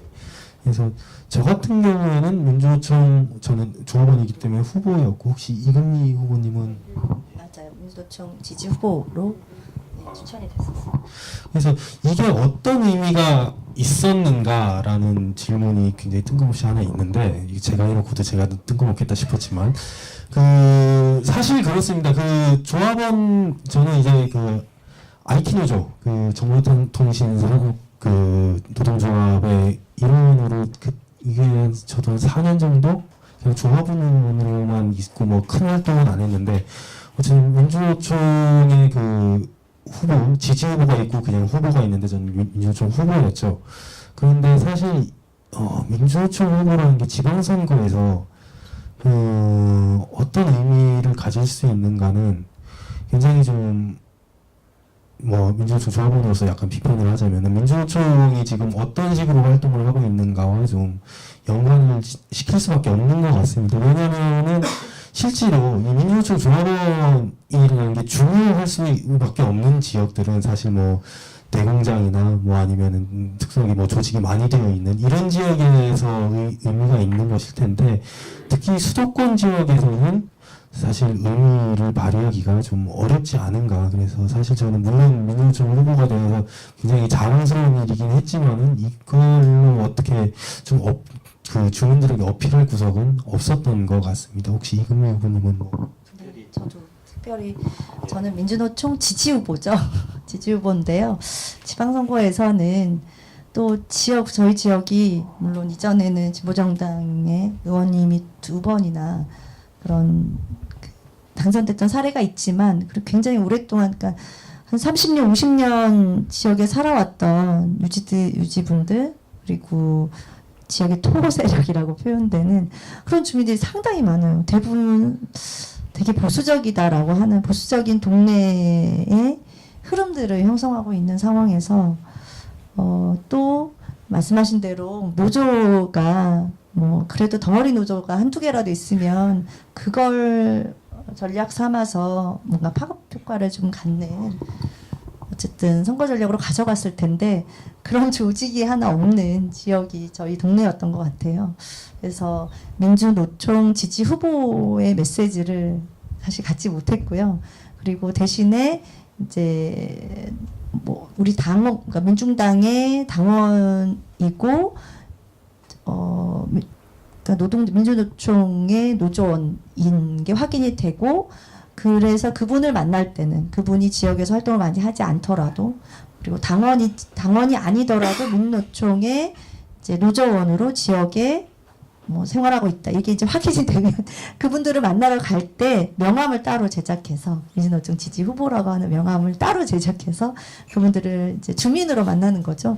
주민으로 만날 때 제가 그런 후보입니다라고 인사하는 정도였지 그 명의를 뭐 정면에 세워서 선거 전략을 좀 가져가기에는 사실은 현실은 열악했던 것 같습니다. 저도 그 명함은 따로 만들어 놓기까지도 했는데 사실 쓸 기회가 뭐 지역 안에서는 없었던 것 같네요. 좀 아쉽습니다. 네, 그래서 여기까지 좀 선거 중 이야기를 좀 해봤고, 아니 좀 분위기가 밝은 상태에서 확 다운시키는 재미가 있어야 되는데, 자 선거 결과와 그 이후 얘기로 좀 가보겠습니다. 그 선거 결과에 대해서 좀 이제 요거를 받아들였을 때 첫 느낌에 대해서 좀 얘기를 해볼까 하는데요. 이거는 매를 제가 때리고 제가 먼저 맞겠습니다. 사실 느낌 자체는 봤을 때 사실 예상을 했던 만큼이 나왔어요. 결과가 저는 1070표 득표로 1.5% 정도 득표를 했습니다. 근데 언제 예상을 했냐면은 중간에 구청장 보통 이제 여론조사를 많이 못 돌려보니까는 구청장을 기준으로 하잖아요. 근데 굉장히 자유한국당하고 민주당하고 뭐 엎치락뒤치락 하면서 박빙인 걸 봤을 때 이거는 이번에 판이 안 좋다라는 느낌을 받았고, 오히려 과거보다도 안 좋은 결과가 나올 수도 있겠구나, 각오를 해야 된다라는 생각을 그냥 선거 한 15일 전부터 좀 가지고는 있었습니다. 그래서 사실 받았을 때 뭐 심적으로 큰 충격, 결과에 대한 충격은 없었는데 뭐 별로 뭐 기분이 좋을 일은 없겠죠. 예, 그랬습니다. 다만 좀 안타까웠던 거는 좀 제가 노동당에서 유일한 후보로 나왔는데 뭐 사실 저는 험지라고는 생각은 안 하지만은 어쨌든 구도에 밀려서 힘을 많이 못 발휘해가지고 당원들께 좀 많이 죄송하고 저를 지지해 주셨던 주민분들은 그래도 반응이 나쁘진 않더라고요. 이 결과를 말씀을 드려도 그분들께는 뭐 그래서 감사합니다라는 말씀을 드렸는데 하여튼 그랬습니다. 백성진 후보님부터 왜 선거 뽕이라는 거 있다고 하잖아요. 네. 그 얘기 너무 많이 들어가지고 정말 세상 사람들이 다 너를 찍어줄 것 같아도 그게 아니다. 그래서 당선될 것 같다는 생각이 선거 막바지로 갈수록 많이 들 텐데 그게 아니다라는 생각을 저는 계속 하고 있었어요. 계속 하고 있었지만 마지막 날 막 제가 초콜릿 받고 막 그랬거든요. 그래가지고 이게 사람들이 막 알아보고 그러니까 될 것 같다는 생각 막 들잖아요. 아실 거예요. 후보를 해주신 분들은. 근데 이제 마지막 날은 그래서 기분이 좋았던 것 같아요. 투표 당일 날은 될 수 있지도 않을까? 이렇게 하면서. 근데 이제 저희 사무장이랑 선대위원장이 개표 참관을 갔어요. 개표 참관 가서 이제 다음 선거도 있고 이제 지역 조직도 이제 관리를 하고 지역 주민도 만나야 되니까 그 투표소별로 내 표가 몇 표가 나왔는지 그거를 체크를 하려고 이제 가서 이제 그건 알려주지 않으니까 그걸 다 찍어서 보내주는데 맨 처음에 온 게 아직도 기억이 나요. 중산동 제3투표소 거 투표 지가 먼저 왔어요. 그걸 봤는데 제가 그 민주당 일나 후보에 비해서 한 20표가 밀리더라고요. 그 후보가 한 350표 나왔고 제가 한 330표가 나왔는데 그걸 딱 보는 순간 낙선하겠다라는 생각이 들었어요. 왜냐면 일단은 그 중산동이라는 동네가 제가 가장 주력했던 동네이기도 하고 저희 부모님 세대가 많이 사시는 동네예요. 아시겠지만 오히려 40대 젊은 엄마들은 민주당을 더 많이 찍어요. 근데 조금 더 나이가 있는 386 세대들은 정의당을 많이 지지를 하시거든요. 그 수치상으로 봐도 그랬어요.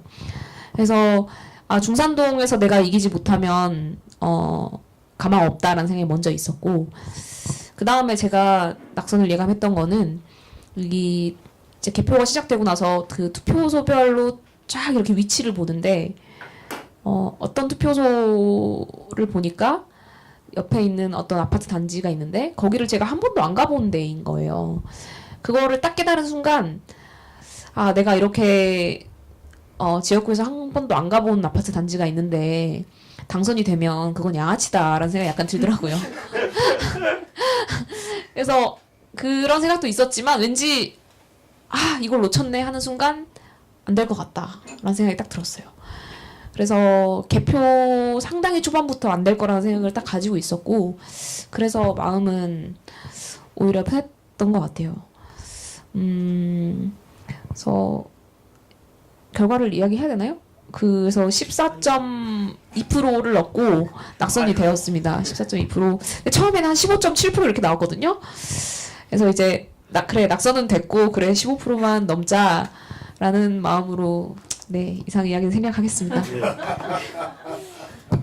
네. 와, 14.2%예요. 와, 많이 받으셨다 진짜. 부럽네요. 어쨌든 저는 이제 그 구도가 나쁘지 않다고 봤는데 선거운동 과정에서 다 말씀드리지 못했는데 후보가 5명이고 3인 선거구나 당연히 3인 선거구라고는 아셨을 것 같고요.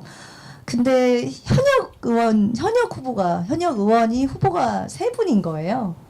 그러니까 비례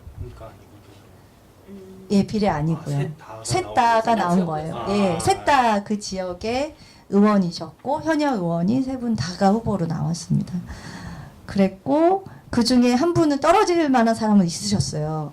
3선 도전하시는 바른미래당 후보인데 평이 너무 좋지 않아서 이제 그분을 제끼고 누가 들어가느냐였어요.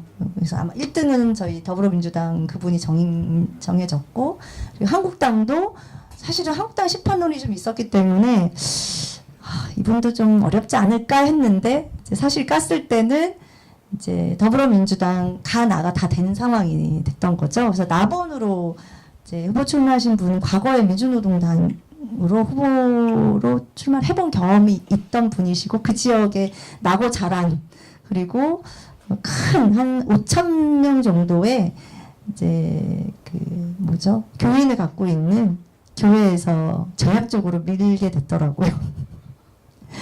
그리고 이제 이인혁 국회의원이 그 교회 장로거든요.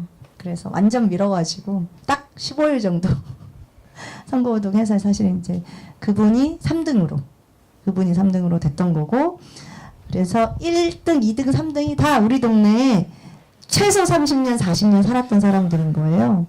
그래서 그 한국당의 정대근 후보님이라고 있는데 그분에 대해서는 다들 뭐 문제가 많은 사람이고 박근혜 정권 때야 1등으로 10,000표 이상 받았지만 지금은 다르지 않느냐라고 했는데 굉장히 결집을 한 거예요. 한 24% 정도 지지를 받아서.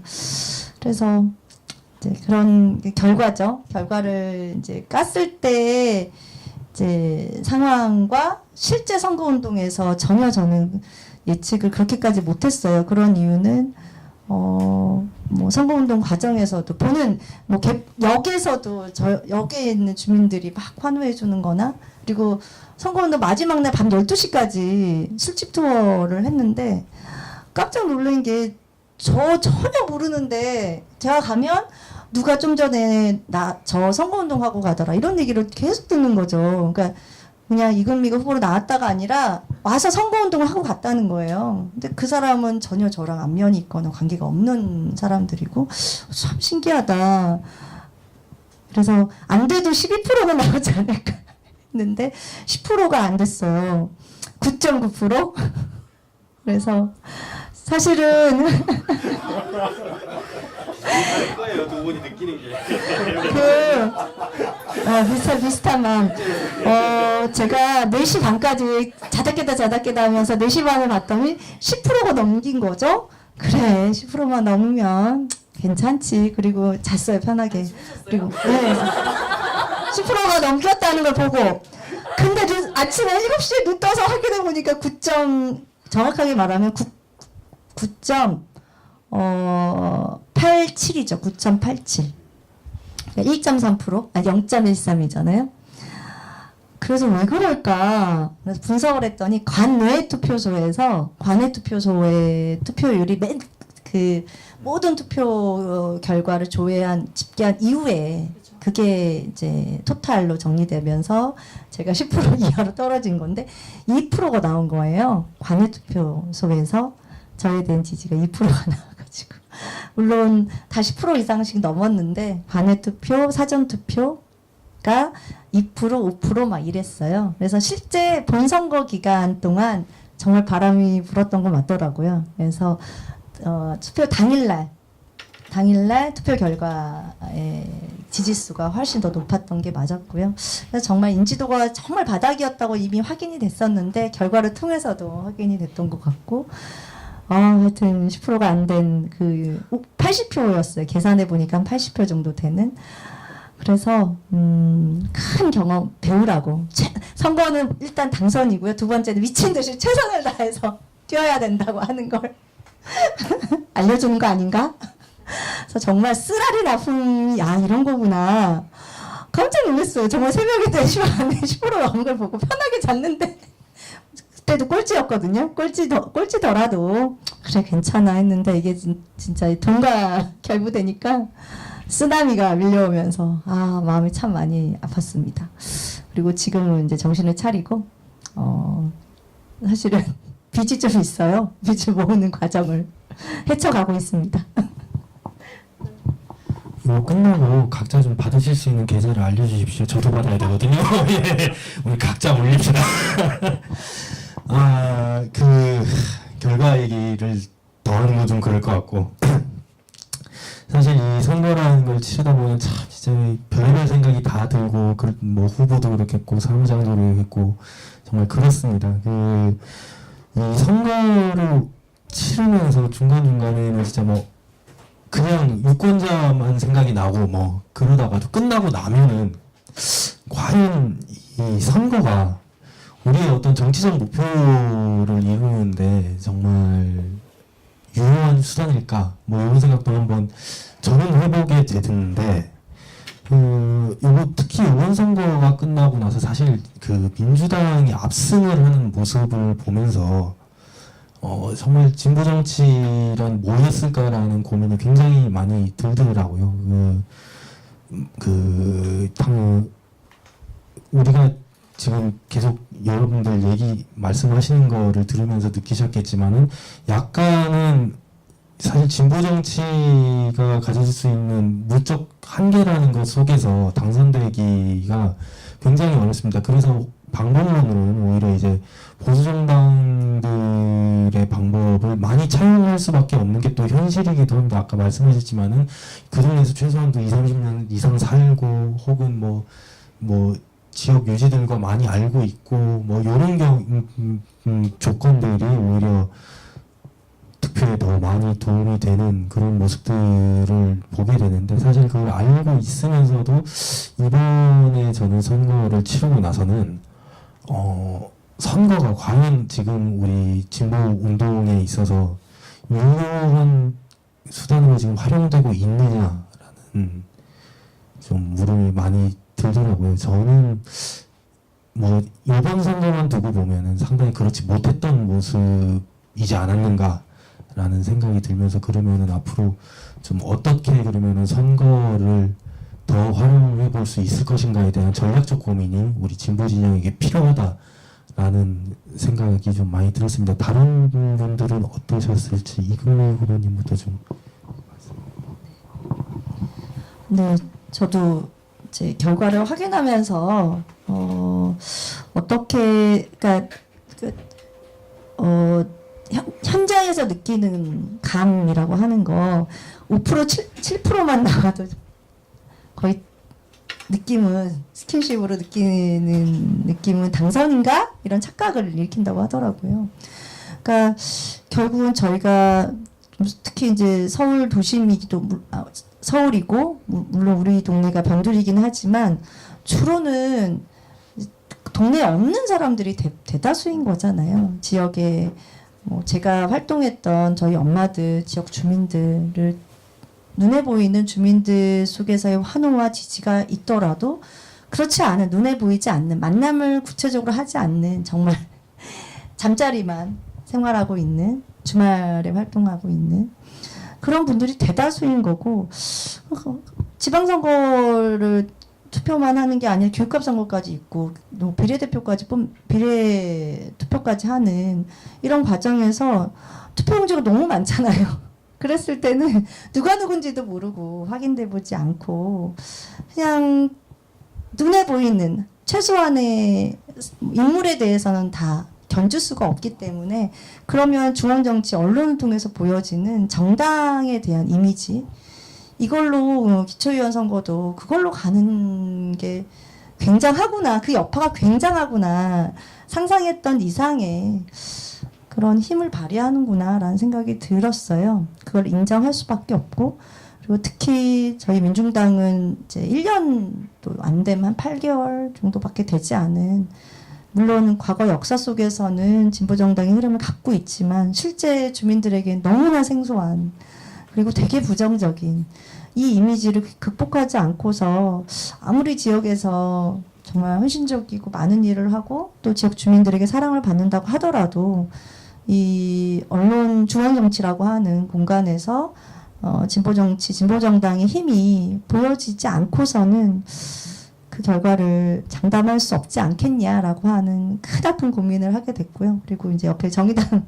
후보님을 보면서도 저도 제가 정의당 후보였으면 되게 달랐겠구나 이런 생각을 사실 좀 했었어요. 그나마 정의당은 언론에 최소한의 뭐 시장 후보 토론회도 나가고 중앙정치에 당연히 함께하고 있는 주요 정치 세력이잖아요. 그리고 이금미를 찍었지만 정당은 정의당을 찍었다는 분이 너무나 많은 거예요.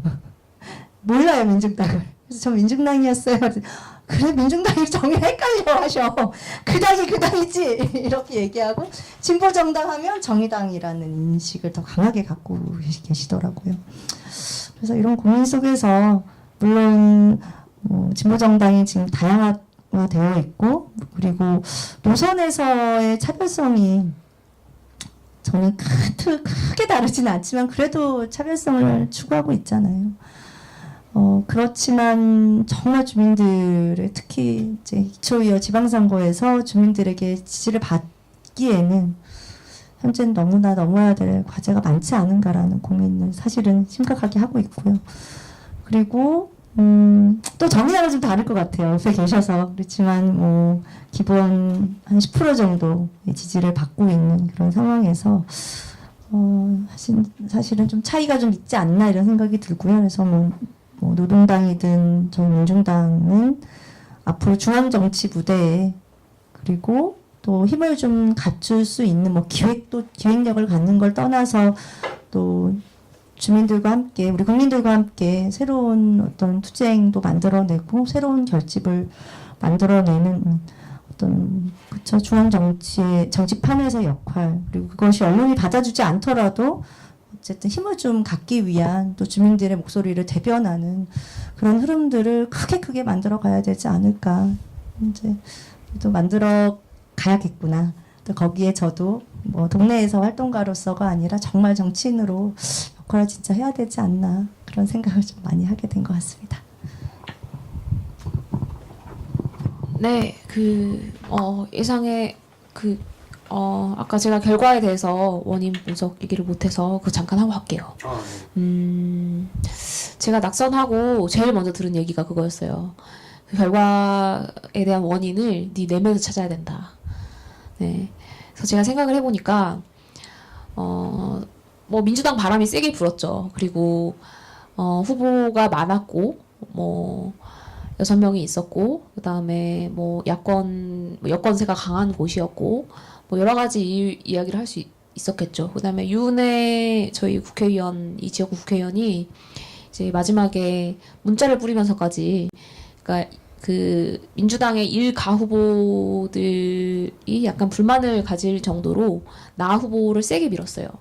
예. 그래서 보통은 그 3인 선거구에서 민주당이 복수 후보를 내면 한 3대1 정도 나오는데 저희는 최종적으로 한 4대3 정도 나왔어요. 특히 어떤 투표소 같은 경우에는 정말 표를 예술적으로 잘 나눠서 1대1이 나오는 경우도 있었어요. 1-가 후보와 나 후보가. 그래서 이 민주당의 조직력이라는 거는 정말 오랜 시간 다져져 있고 일사불란하게 움직인다라는 거를 되게 체감을 했었고 그래서 뭐 그런 얘기를 할 수도 있겠죠. 뭐 어떻게 문재인을 이기냐 이런 얘기도 할 수 있다고 생각해요. 뭐 그 소 같은 눈망울을 어떻게 이깁니까? 그래서 뭐 워낙 그 또 정상회담 있었고 잘 하고 계셨기 때문에 뭐 어쨌든 영향을 많이 받았는데 네, 제가 그 머리에 망치를 맞은 것처럼 큰 충격을 받았던 때가 있어요. 이제 일나 후보를 당에서 세게 밀었다라고 해서 내가 떨어졌다라고 할 수도 있었겠지만 그리고 제가 14%인데 실제로 옆 지역구에서는 일나 후보가 약한 후보가 나왔어요. 14% 받고 당선이 됐습니다. 일나 후보가. 내 옆 지역구 갔으면 당선이 됐을 거야 라고 생각할 수도 있었겠지만 별로 그런 생각이 들지 않았던 게 저희 지역구의 일라 후보가 28년 공무원을 했고 아까 말씀드렸듯이 동네에 동장까지 했었는데 이분이 발가락에 발톱이 빠질 정도로 돌아다니셨더라고요. 근데 저는 발톱 안 빠졌거든요. 그러니까 제가 지난 시간을 돌이켜서 생각해 보면 나름대로 열심히 하고 뭐 지역에서 행사마다 다 나온다더라 하면서 소문이 많이 났지만 결국 간절함이 부족했던 것 같아요. 그 1-나 후보보다. 저의 경쟁 상대였던 민주당의 1-나 후보보다. 저는 결국 아까도 말씀드렸지만 어느 동네 한 구석 안 가본 내가 이렇게 다 골목골목도 모르는데 대면 양아치다 이런 생각했던 것처럼 내 내면의 간절함이 좀 부족했던 것 같다. 또 한편 생각하면 그 큰 정당들을 찍는 분들은 사람을 몰라도 정당을 보고 찍죠. 민주당이어서 찍고 자한당에서 찍고 물론 그 후보를 알고 좋아해서 찍을 수도 있겠지만 근데 정의당의 기호 5번 백상진을 찍으신 분들은 정말 이 사람이 찍고 싶어서 찍으신 분들이란 말이에요. 물론 정의당이어서 찍으신 분들도 있겠지만 지난 4년 전에 저희 지역구에 저랑 똑같이 정의당 출신으로 그 고양시의원 나오신 분이 얻은 득표가 3%였어요. 네. 그러니까 저를 찍어주신 6,644분 이분들은 정말 굳이 투표용지의 마지막에서 두 번째 칸에 있는 이 5번 정말 없어 보이잖아요. 앞에 있으면 좀 간지나고 얼마나 좋아요. 근데 뒤에 있는 번호를 찍는 건 정말 그 소중한 한 표를 행사하는 유권자들 입장에서는 정말 큰 결심을 하는 거란 말이에요. 근데 그거를 5번을 찍었다는 거는 정말 백상진이 찍고 싶어서 찍은 분들이다. 근데 그런 분들의 마음이 크게 보이더라고요, 저는. 그래서 6,644표 되게 과분하다고 생각했고, 그래서 아까도 뭐 이제 좀 앓는 소리 했지만 뭐 제가 384표가 부족해가지고 15%가 안 나와서 지금 돈을 2천만 원 날리게 생겼는데 이런 얘기를 굳이 하지 않는 거는 사실 진짜 그런 생각이 안 들어요. 아쉽다는 생각, 억울하다는 생각이 솔직히 하나도 안 들고 이 나를 찍어준 사람들 이거를 어떻게 해야 되나라는 생각 때문에 사실 되게 잠을 많이 못 자요. 왜냐면 하루 선거 끝나고 이렇게 있으면 가만히 있으면 빨리 누구 전화해야 되는데 그 사람 지금 서운해하고 있을 텐데 이런 그 가게에 빨리 다시 가서 인사드려야 되는데 이런 생각이 너무 많이 들거든요. 그 사람들 입장에서 얼마나 나한테 서운해할까. 그렇게 마음으로 지지해주고 찍어주기까지 하고 뭐 주변에 소문 내줬는데 얘가 안 됐는데 심지어 콧배기도 안 비쳐. 이거 얼마나 서운해할까. 이런 생각 때문에 저는 되게 불안하고 초조한 나날들이었던 것 같아요. 지난 한 달간이. 그리고 뭐 진보 그 다음 질문이 뭐였죠? 어떻게 할 것인가 앞으로. 아니요. 네. 정치적 목표를 달성하는 수단으로서 네네네. 선거라는 것. 뭐 저의 정치적 목표는 이제 뭐 직업적인 정치인이 되는 것밖에 없다. 그러면 직업적 정치인은 어쨌든 뭐 당선을 해야지요. 그러려면 선거라는 과정에서 뭘 남기려면 결국 저를 지지해준 분들의 전화번호가 폰에 많이 있어야 된다. 이분들한테 자주 전화를 드려야 된다. 그래서 저는 아까도 말씀드렸지만 많은 사람들을 알게 된 거, 그리고 그 사람들이 저라는 사람을 알고 지지해주는 마음, 그리고 얘가 진짜 됐으면 좋겠는데 안 돼서 안타까운 그 마음이 이 선거에서 남긴 거인 것 같아요. 그래서 이거를 통해서 이제 다음 플랜을 생각을 해봐야겠죠. 네, 그렇습니다. 혹시 지금 활동 계획에 대해서 말씀하고 계신 건가요? 아니요, 아직은. 아직입니까?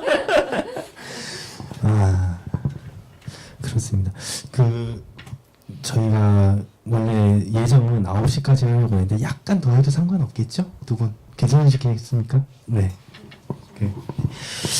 기왕 이렇게 된 거 그러면 약간 좀 분위기를 바꿔서 요 질문을 먼저 좀 드려볼게요. 사실 마지막으로 넣었었는데 어쨌든 진보적인 정당이나 뭐 시민단체나 뭐 노동조합 뭐 흔히 얘기하는 진보 세력이라고 퉁쳐서 말할 수 있을 것 같은데 선거를 하면서 이분들의 일부이기도 하고 저희가 뭐 많은 도움을 받을 수밖에 없었겠지만서도 또 한편으로는 약간 아쉬운 점이 있었을 거라고 생각이 돼요. 그래서 좀 바라는 점이 없을까 한번 여쭤볼까 하는데 저는 저부터 좀 말씀을 드리자면은 사실 저희 진보 정당이 지금 이제 4개 지금 심지어는 요번에 특히 사실 그 말씀을 좀 드려보고 싶었는데 무소속 연대로 나가신 분들이 이번에 꽤 많았죠. 예, 요런 흐름들까지 해가지고 사실 점점 더 세분화되고 다양화되고 있는데 어떤 형태로든 사실 그렇다고 해서 이분들 다 손꼽아봤자 전 지역구를 커버한 게 아니지 않습니까? 전국적으로 보면은 요런 상황에서 좀 더 우리가 연대 협력을 강화하는 방향으로 좀 먼저 좀 고민을 해야 되지 않겠느냐라는 고민이 굉장히 많이 이번 선거를 하면서 들더라고요. 그래서 좀 더 우리가 좀 많은 역사를 밟아왔습니다만은 좀 더 서로 좀 사실 같이 협력할 수 있는 부분이 굉장히 많을 거라고 생각이 되고 이런 부분에서 좀 더 같은 이제 현장에서 만나서 힘을 좀 같이 내보는 합당을 하자 이런 얘기는 제가 안 하겠습니다. 그거는 굉장히 어려운 일일 거라는 게 지난 역사에서 좀 밝혀진 것 같고 다만 연대연합을 좀 더 충실하게 좀 해봤으면 좋겠다라는 바람은 여전히 남고 그래야지 사실은 노동조합도 시민단체도 좀 더 힘을 받아서 사실 마음이 많이 위축돼 있습니다. 우리가 그리고 그걸 굉장히 많이 느꼈는데 좀 그런 환경을 바꾸기 위해서 작게라도부터 좀 지역에서 지역이나 현장이나 뭐 중앙은 좀 다른 얘기가 될 수 있겠죠. 근데 하여튼 이렇게 만나서 좀 얘기하고 같이 협력했으면 좋겠다. 뭐 이런 바람이 남습니다. 이금요. 네. 이 바라는 점이어가지고 저도 약간 고민이 많이 됐었는데요. 바라기 전에 저희 정당이 제 역할을 어떻게 할 거냐가 일단 좀 더 고민이 좀 됐던 것 같고, 그리고 우리 라선거구와 이제 구로의 3인 선거구를 갖고 있는 지역에서는 이번 선거에서도 정책연대를 위한 서로 시민사회와 함께 토론회를 개최하고 또 그 힘으로 진보 후보, 진보 대표 후보 이런 이제 과정을 함께 만들었던 것도 우리 지역의 또 힘이 아닌가라는 생각이 드는데, 그 힘을 넘어서 사실은 저도 저희 바람이 있다면 당연하죠. 노동당, 녹색당과 정책연대 할 수 있도록, 정의당도 함께 할 수 있다면 더 큰 그림을 함께 그려가는 그런 진보 세력들의 강한 힘들이 서로 모아내고, 그것이 중앙정치나 언론에서도 그것이 어떤 기대와 희망으로 함께 조금씩 그런 흐름들을 만들지 않고서는 20년에 있는 총선에서도 정말 이렇게 힘을 발휘할 수 있을까가 진짜 고민이 되는 것 같아요. 그리고 그 이후에 2004년에 또 돌아오는데 그때는 또 달라질 수 있겠냐 해서 저는 말씀하신 것처럼 정책연대가 됐든 연대연합이 됐든 그 정당 간의 특색과 또 자기 노선을 갖고 가야 되는 걸 저는 존중해야 되고, 또 어떤 조직 운영의 방식이나 또 그것의 소통 방식이 다를 수 있겠지만 하나의 목표와 방향에 의해서 함께 힘을 모아가는 큰 틀에서의 연대연합이라고 하는 그런 힘들은 진짜 어떻게든 만들어가야 되지 않을까? 그리고 그럴 수 있도록 이렇게 좀 뜻을 모아가야 되지 않을까라고 하는 그 마음은 후보들은 다 비슷하지 않을까 생각이 많이 들었습니다. 그래서 이렇게 얘기를 드리는 게 되게 조심스럽긴 한데요. 후보로서 또 간절하고 절박한 마음이 있고, 또 이런 이야기를 또 할 수 있도록 또 자리를 만들어 주신 게 아닌가 싶어서 감사하다는 말씀도 전하게 됩니다. 네.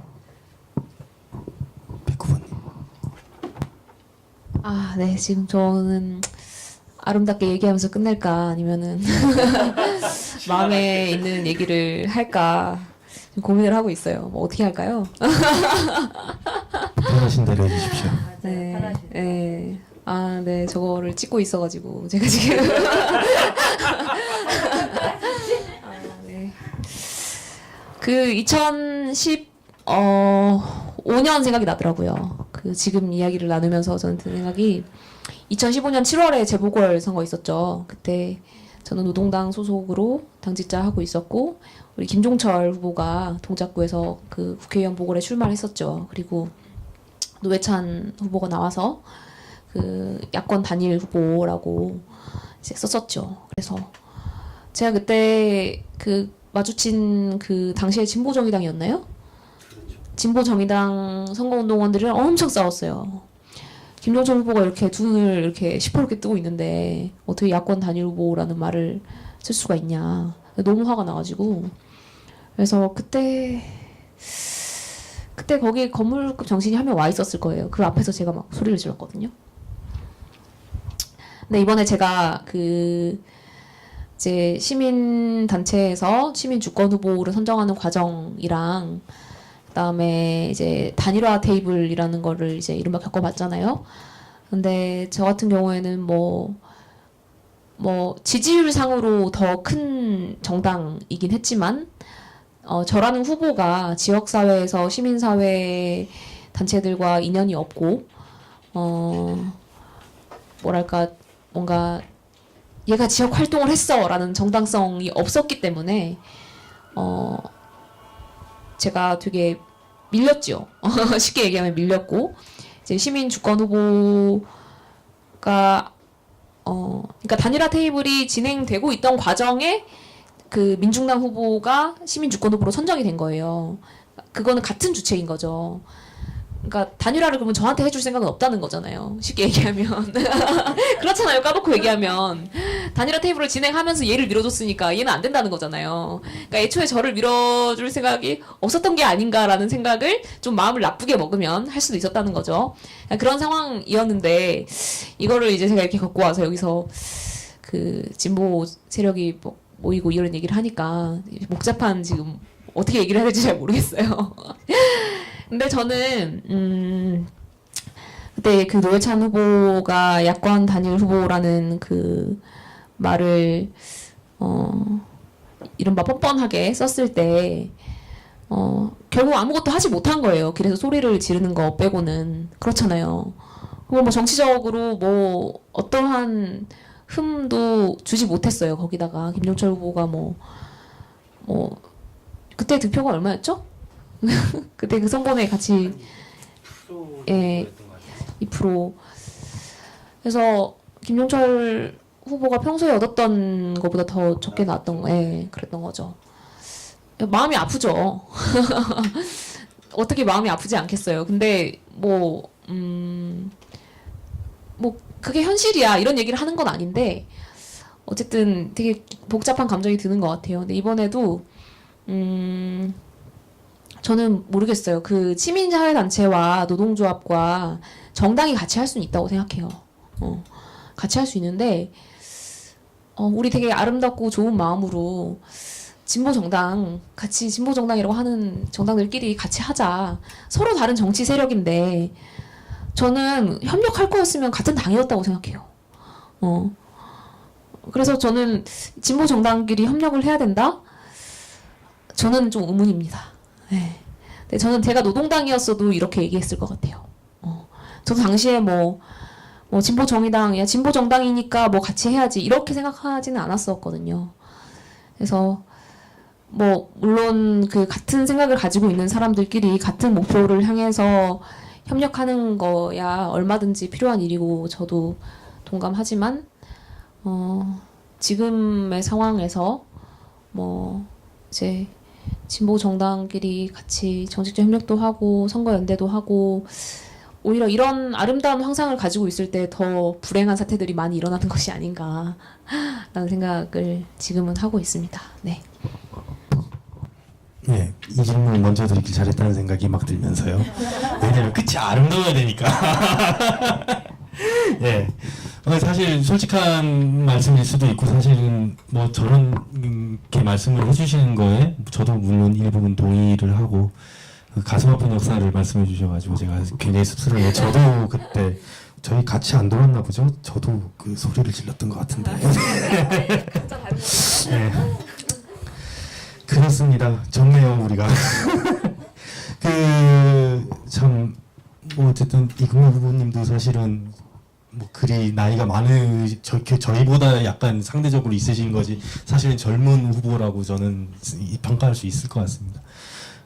이토록 젊은 후보들이고 사실 진보정당 후보들이 평균적으로 젊죠. 예, 그런데 그러면 이 젊은 우리는 앞으로 무엇을 어떻게 할 것인가 좀 그거를 물어보려고 하는데 일단 요거부터 여쭤볼게요. 재출마 의사 있으십니까? 저요? 요건 간단하게. 네. 있습니다. 네, 있습니다. 예, 저도 재출마 의사가 있습니다. 그래서 예, 그러면은 자 자연스럽게 향후 활동 계획이나 이제 고민을 좀 말하면서 우리가 좀 끝을 맺을까 하는데 이것도 좀 해볼게요. 기억 많은 김에 저는 재출마 의사가 있는데 사실 제가 그 처음에 출마하면서 3번까지 한다라고 이미 못을 박았고 제 마음속으로는 예, 그러면 3번째 선거에는 반드시 당선이 돼야 된다라는 목표를 가지고 있습니다. 그래서 다음번 출마를 할 때는 제가 무조건 될 수 있는 환경을 만들어 놓고 출마할 거기 때문에 이것이 과연 2022년에 맞나? 잠깐만. 하여튼 다음번 지방선거에 재출마하겠다는 의사라고는 제 자신 있게 말씀을 못 드리겠습니다. 예, 그러나 반드시 출마합니다. 네. 그렇고 그래서 향후 좀 어떻게 할 거냐라는 고민이 있죠.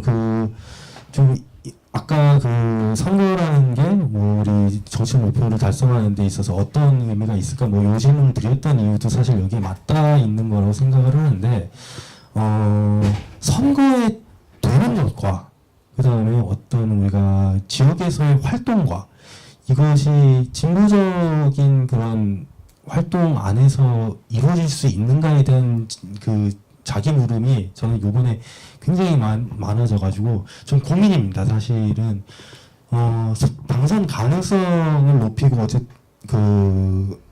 당선 가능성을 높이기 위해서는 당연히 지역민들과의 접촉점을 넓히는 것이 뭐 최우선일 수밖에 없는데 기존에 우리가 진보 정치라는 것을 생각을 했을 때는 약간 의제를 걸고 포인트를 맞춰서 돌파한다는 느낌으로 많이 해왔었는데 그것이 지금 우리에게 유용할 것인가 라는 질문을 제가 저 스스로에게 던졌을 때 굉장히 좀 두렵더라고요. 안 될 거다라는 생각이 좀 많이 들었습니다, 이번에.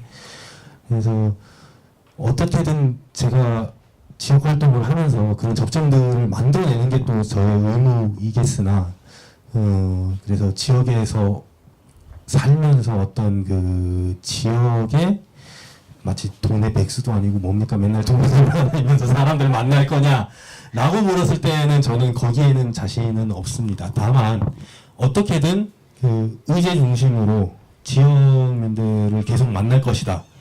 요거는 말씀을 드릴 수 있겠고요. 그래서 좀 더 다양한 방법을 고민 중입니다. 지금 그래서 사실 앞에 저희 사무장 해주셨던 저희 당협위원장님이 와 계셔가지고 제가 함부로 말을 할 수가 없어서 여기까지만 하기로 하고 좋은 미래를 약속드리는 것으로 저는 여기까지만 하겠습니다. 네.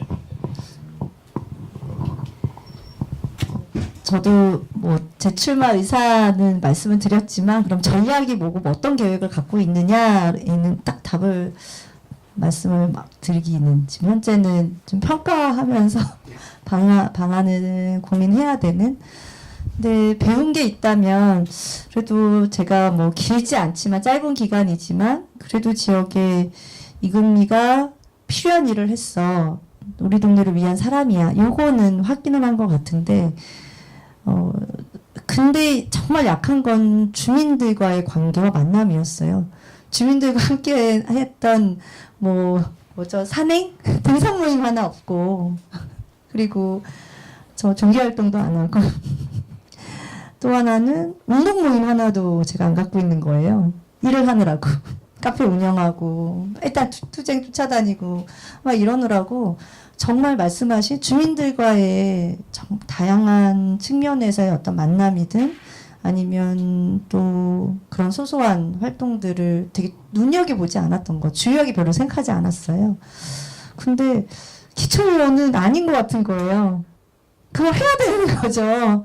정말 많은 주민들에게 제가 알릴 수 있는 저의 최소한의 활동들이 사실 있어야 되는, 물론 진보정당이나 진보적인 활동을 하는 활동가로서의 삶과 과제가 있지만 또 다른 측면에서 정말 주민의 대표이기 때문에 주민들의 삶의 방식에서의 만남, 거기서의 저의 활동은 있어야 되지 않은가. 그리고 그런 활동은 제가 진보 정치를 하는 진보 일꾼답게 어떻게 만들어 갈 거냐, 이게 지금 숙제일 것 같고요.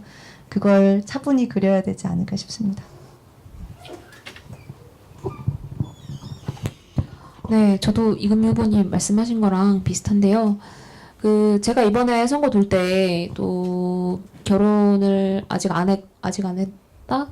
못했다? 어쨌든 결혼 안 했고, 그다음에 애도 없고, 네, 여성이기 때문에 주민들을 만나기 힘든 게 있어요. 예를 들면 조기축구회 이런 데 가면 할 게 없잖아요. 뭐 축구를 이렇게 같이 찰 수 있는 것도 아니고, 그다음에 뭐 이제 학부모 커뮤니티에 들어갈 수가 없죠. 애가 없으니까.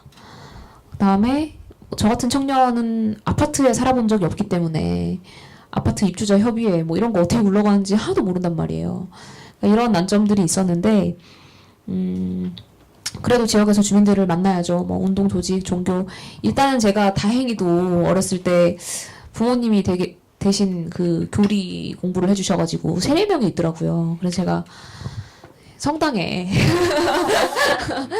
안녕하세요 플로라입니다 형제자매님 이러면서 제가 옛날에 또 방황할 때 절에 다녀가지고 법명이 또 있어요. 스님 안녕하세요 마하연입니다 뭐 이러면서 이런 거를 잘 해야 되더라고요. 그러니까 정치인이라는 게 그러더라고요. 이렇게 사람을 딱 만나면 10초 안에 저 사람과 나의 공통점을 하나 이상을 찾아야 돼요. 예를 들면 뭐 전라도세요? 뭐 아니면 뭐 선생님이세요? 아 우리 아버지 선생님 뭐 목포세요? 우리 아버지 목포 어디 나왔고 뭐 이런 거를 해야 되더라고요. 결국 학연, 혈연, 지연을 잘 이용해야 되는 게 지역 정치다라는 걸 저는 좀 많이 깨달았고 그래서 앞으로는 좀 저다운 방식으로 지역 주민들을 만나보려고 생각을 하고 있어요. 그러니까 이를테면 정의당 같은 경우에는 지역구가 약하죠. 왜냐면 정의당의 전국의 청년 여성 후보가 4명이었어요. 4명. 240 몇 명 후보 중에. 그 중에 2명은 비례였어요. 왜냐면 여성의 정치 진출 통로는 주로 비례죠.